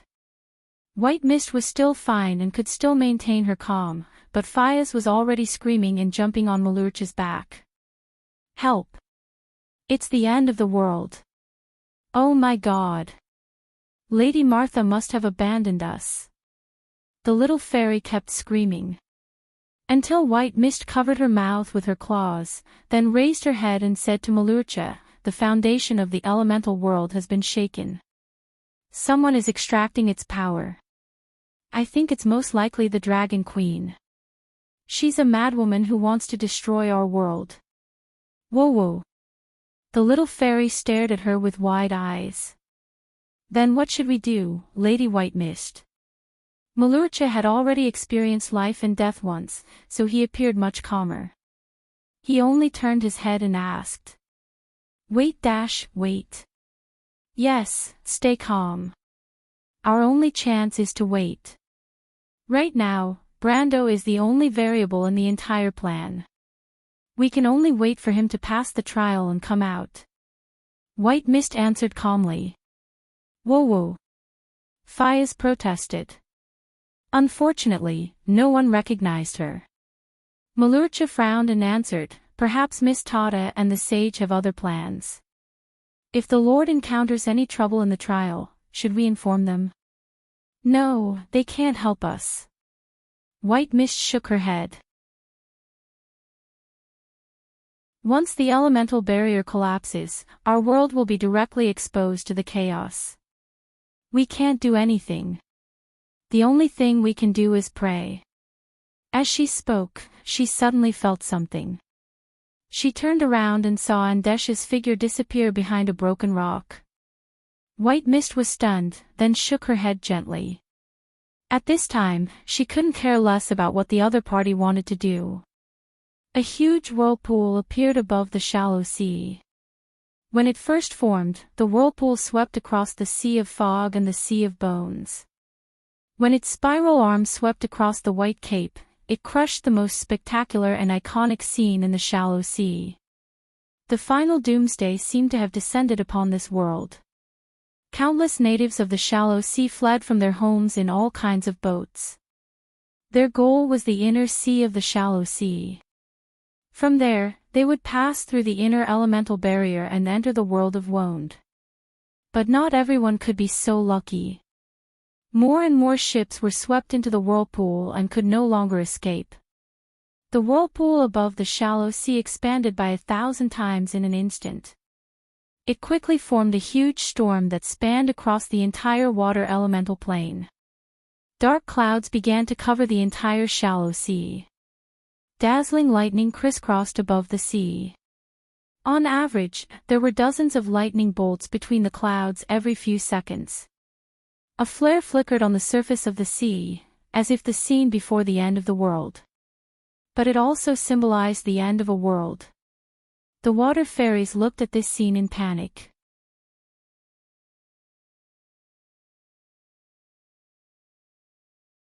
Chapter 1169. From then on, no one sang in the storm. It was like a scene described in an elven poem. Even the fairies, who had always been carefree, finally fell into a dead silence. Bright spots of light appeared on the surface of the sea, but it was not the light of the birth of life, but the light of destruction. No one sang anymore. The fairies silently watched their home struggle under the final doom. But it was to no avail. The entire shallow sea was being swallowed up by the huge vortex that almost filled the entire field of vision and was being dragged into the abyss bit by bit. The shallow sea would become history after this day. Everyone understood this. People turned their eyes to Miss Tata Thumb, the protector of the frozen sea. After the elven lord left this world, the true master of the shallow sea. Tata did not say a word. Such a scene of despair was reflected in her eyes. Her pale fingers gripped the side of the ship so tightly that they almost sank into the wood. Miss Tilias. The elder of the mist spoke with a heavy tone. No need to say any more, teacher. I understand. But before he could speak, Tata had already refused. She turned around and shook her head at her teacher. Then she turned her gaze to the short and fat Termosian behind her. Elder Cap, Lord Sage. I'll leave the ship to you, Lord. Tata shook her head at him, indicating that he did not need to speak. If you see Mr. Brando next time, please give him the Leaf Crown's bloodline on my behalf. Elder Captain paused for a moment before nodding solemnly. Thank you, she spoke softly. Miss Lismika, Miss Kaya, what do you think that is? In the hills of Anzaruda, Haruz suddenly pointed to the sky and shouted. When the last golden raindrop hit the ground, the sky suddenly darkened. There was no longer any starlight or moonlight in the pitch-black night sky. It was so dark that it was like a curtain. This darkness enveloped the entire world. Even the burning flames in the wilderness seemed to have dimmed. At first, people could still see a ray of golden light in the sky, but in the end, even this last ray of light dissipated, leaving only endless darkness and depth on the earth. The singing of the lion folk stopped. The chirping of the nightingale and the flapping of the insects' wings also disappeared. The nearby forest and the distant hills could no longer be seen. In front of him was a pitch-black darkness.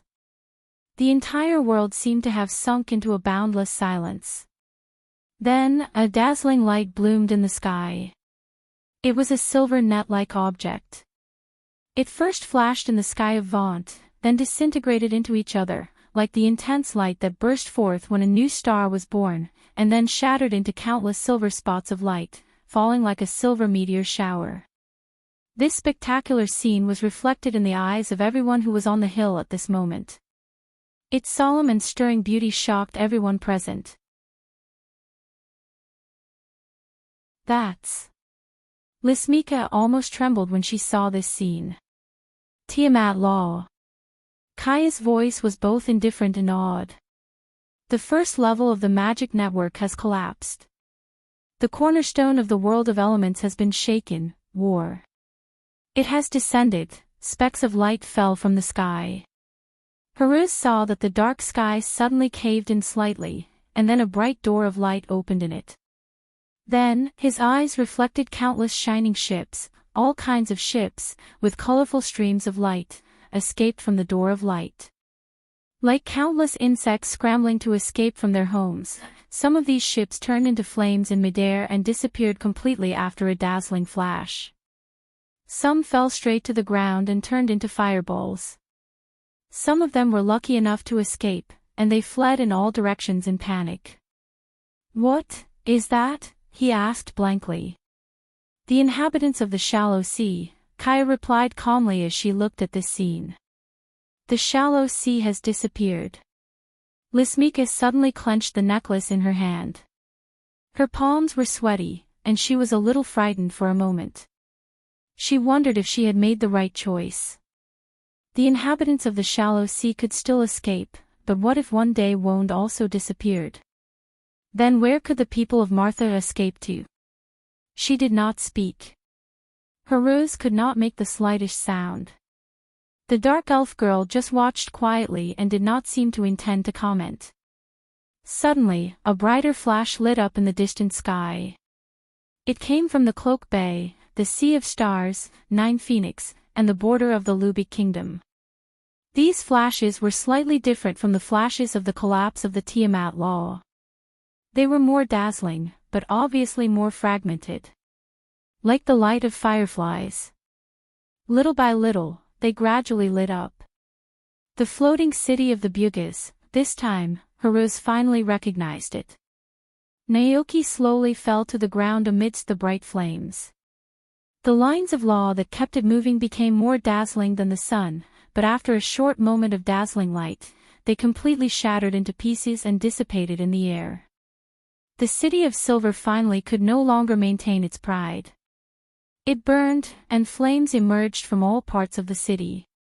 Finally, in a terrible roar like the wail of a giant beast, the city fell apart in midair, turned into a burning fireball, and fell into the dark sea. 1,500 silver descendants, noble sorcerers, and their descendants witnessed this tragic scene from the reefs of Silver Cove. The last pride of the Silver Folk, the last glory left behind by the era of the gods, finally came to an end after 1,000 years. The weave at the bottom of the Tiamat Law had collapsed, and the elemental world was no more. The Silver Folk could no longer indulge in their dream of ruling the sky. Why? Someone's angry roar came from the wind. Are we responsible for the ignorance of the mortals? The leader of the Silver Folk. The supreme of the 12 wizard leaders, Solomon stood in the wind and rain in his robe. His silver robe had long been soaked by the rain, and he silently watched the last light on the sea. It was the last embers of an era. But it was extinguished in the end. The sound of the wind came from the sea, and a black shadow suddenly appeared in that direction. It was countless dragons flapping their wings. They raised their heads, swayed their huge bodies, and flew in one direction. These noble creatures did not stop for a moment because of Neaka's fall. Their eyes only briefly swept across the land, and then quickly crossed the strait and flew in one direction. All the Silver Folk watched this scene in silence. They slowly turned their heads and looked in that direction as the dragons flew across the sky. It was the other end of Saint Osol, the hinterland of the Cruz Empire, the wilderness of the Four Territories. Only Solomon lowered his head and looked at his palm. The rain drenched his pale palms, and the veins that were supposed to be silver had now dimmed. He used his fingernail to cut a hole in his finger. Bright red blood blended into the rainy night. The law disappeared. Magic also disappeared with the wind. 17. Tchstr the Silver Folk were lost on the land, walking forward in the darkness and ignorance. Kacha, the end of the silver shuttle-like spear was shaking up and down due to the excessive force. Looking forward along the streamlined body of the spear, the shuttle-shaped spear blade was piercing through the chest of a strange crystal creature. Through the web-like cracks, the crystal creature was nailed to the wall on one side of the arcade. The huge crystal cluster struggled for a moment, and the red light in its eyes finally dimmed. It lowered its head and stopped moving. Medusa's expression did not change as she watched this scene. The blood of the Silver Elves flowed with their memories of martial arts and battle experience, as if it was engraved in the depths of every cell. At the very least, very few people would be able to tell from the outside that this seemingly weak elven princess could burst forth with such powerful battle strength from within her frail body. At least the palace butler was stunned. He sat there in a daze, his face covered in blood. It was as if he had seen the most unbelievable scene. In the previous fight, that extremely terrifying monster was actually nailed to the wall with only one move. Medusa stood still for a few seconds, then walked over, reached out to grab the end of the spear, and pulled out her spear bit by bit. The crystal cluster's body slid down from the wall. But the moment it landed, the red light in its eyes suddenly burst out. Two sickle-like arms sprang out like springs, stabbing at Medusa from left and right. The speed was shockingly fast. "Be careful," the butler shouted nervously. But the spear in Medusa's hand was faster than his voice. The moment the crystal cluster that pretended to be dead counterattacked, it found that the tip of Medusa's spear was already pointed at its chin. If it had a little wisdom, it should know that the other party was waiting there. Unfortunately, it didn't. So what greeted it was a crisp cracking sound. The spear pierced through its lower jaw, and the crystal shards fell one after another. Then, the blade of the spear pierced through its brain and central nervous system, cutting its spine in half, and then pierced out of its skull. A ray of bright silver light was revealed. The crystal cluster raised its head unnaturally, and its head was pierced by Medusa's spear. It twitched, and its movements came to an abrupt stop. The two sickles stopped less than 2 centimeters away from the silver elven princess's face. Medusa tilted her head. P.S. A book friend came, went out to eat and came back very late to write. Fortunately, I finished writing, drunk. Also, it's the 22nd, begging for some monthly votes. Friends, for the sake of the party and the country, give Brother Bear a hand. You're tuning into the LoveLore Library YouTube channel. We're so grateful for your support, and don't forget to subscribe to join us on this incredible journey through captivating stories. Your generosity through donations truly makes a world of difference, as it's the primary source of revenue that allows me to expand and enhance this channel for you. Thank you from the bottom of my heart for being a part of this adventure.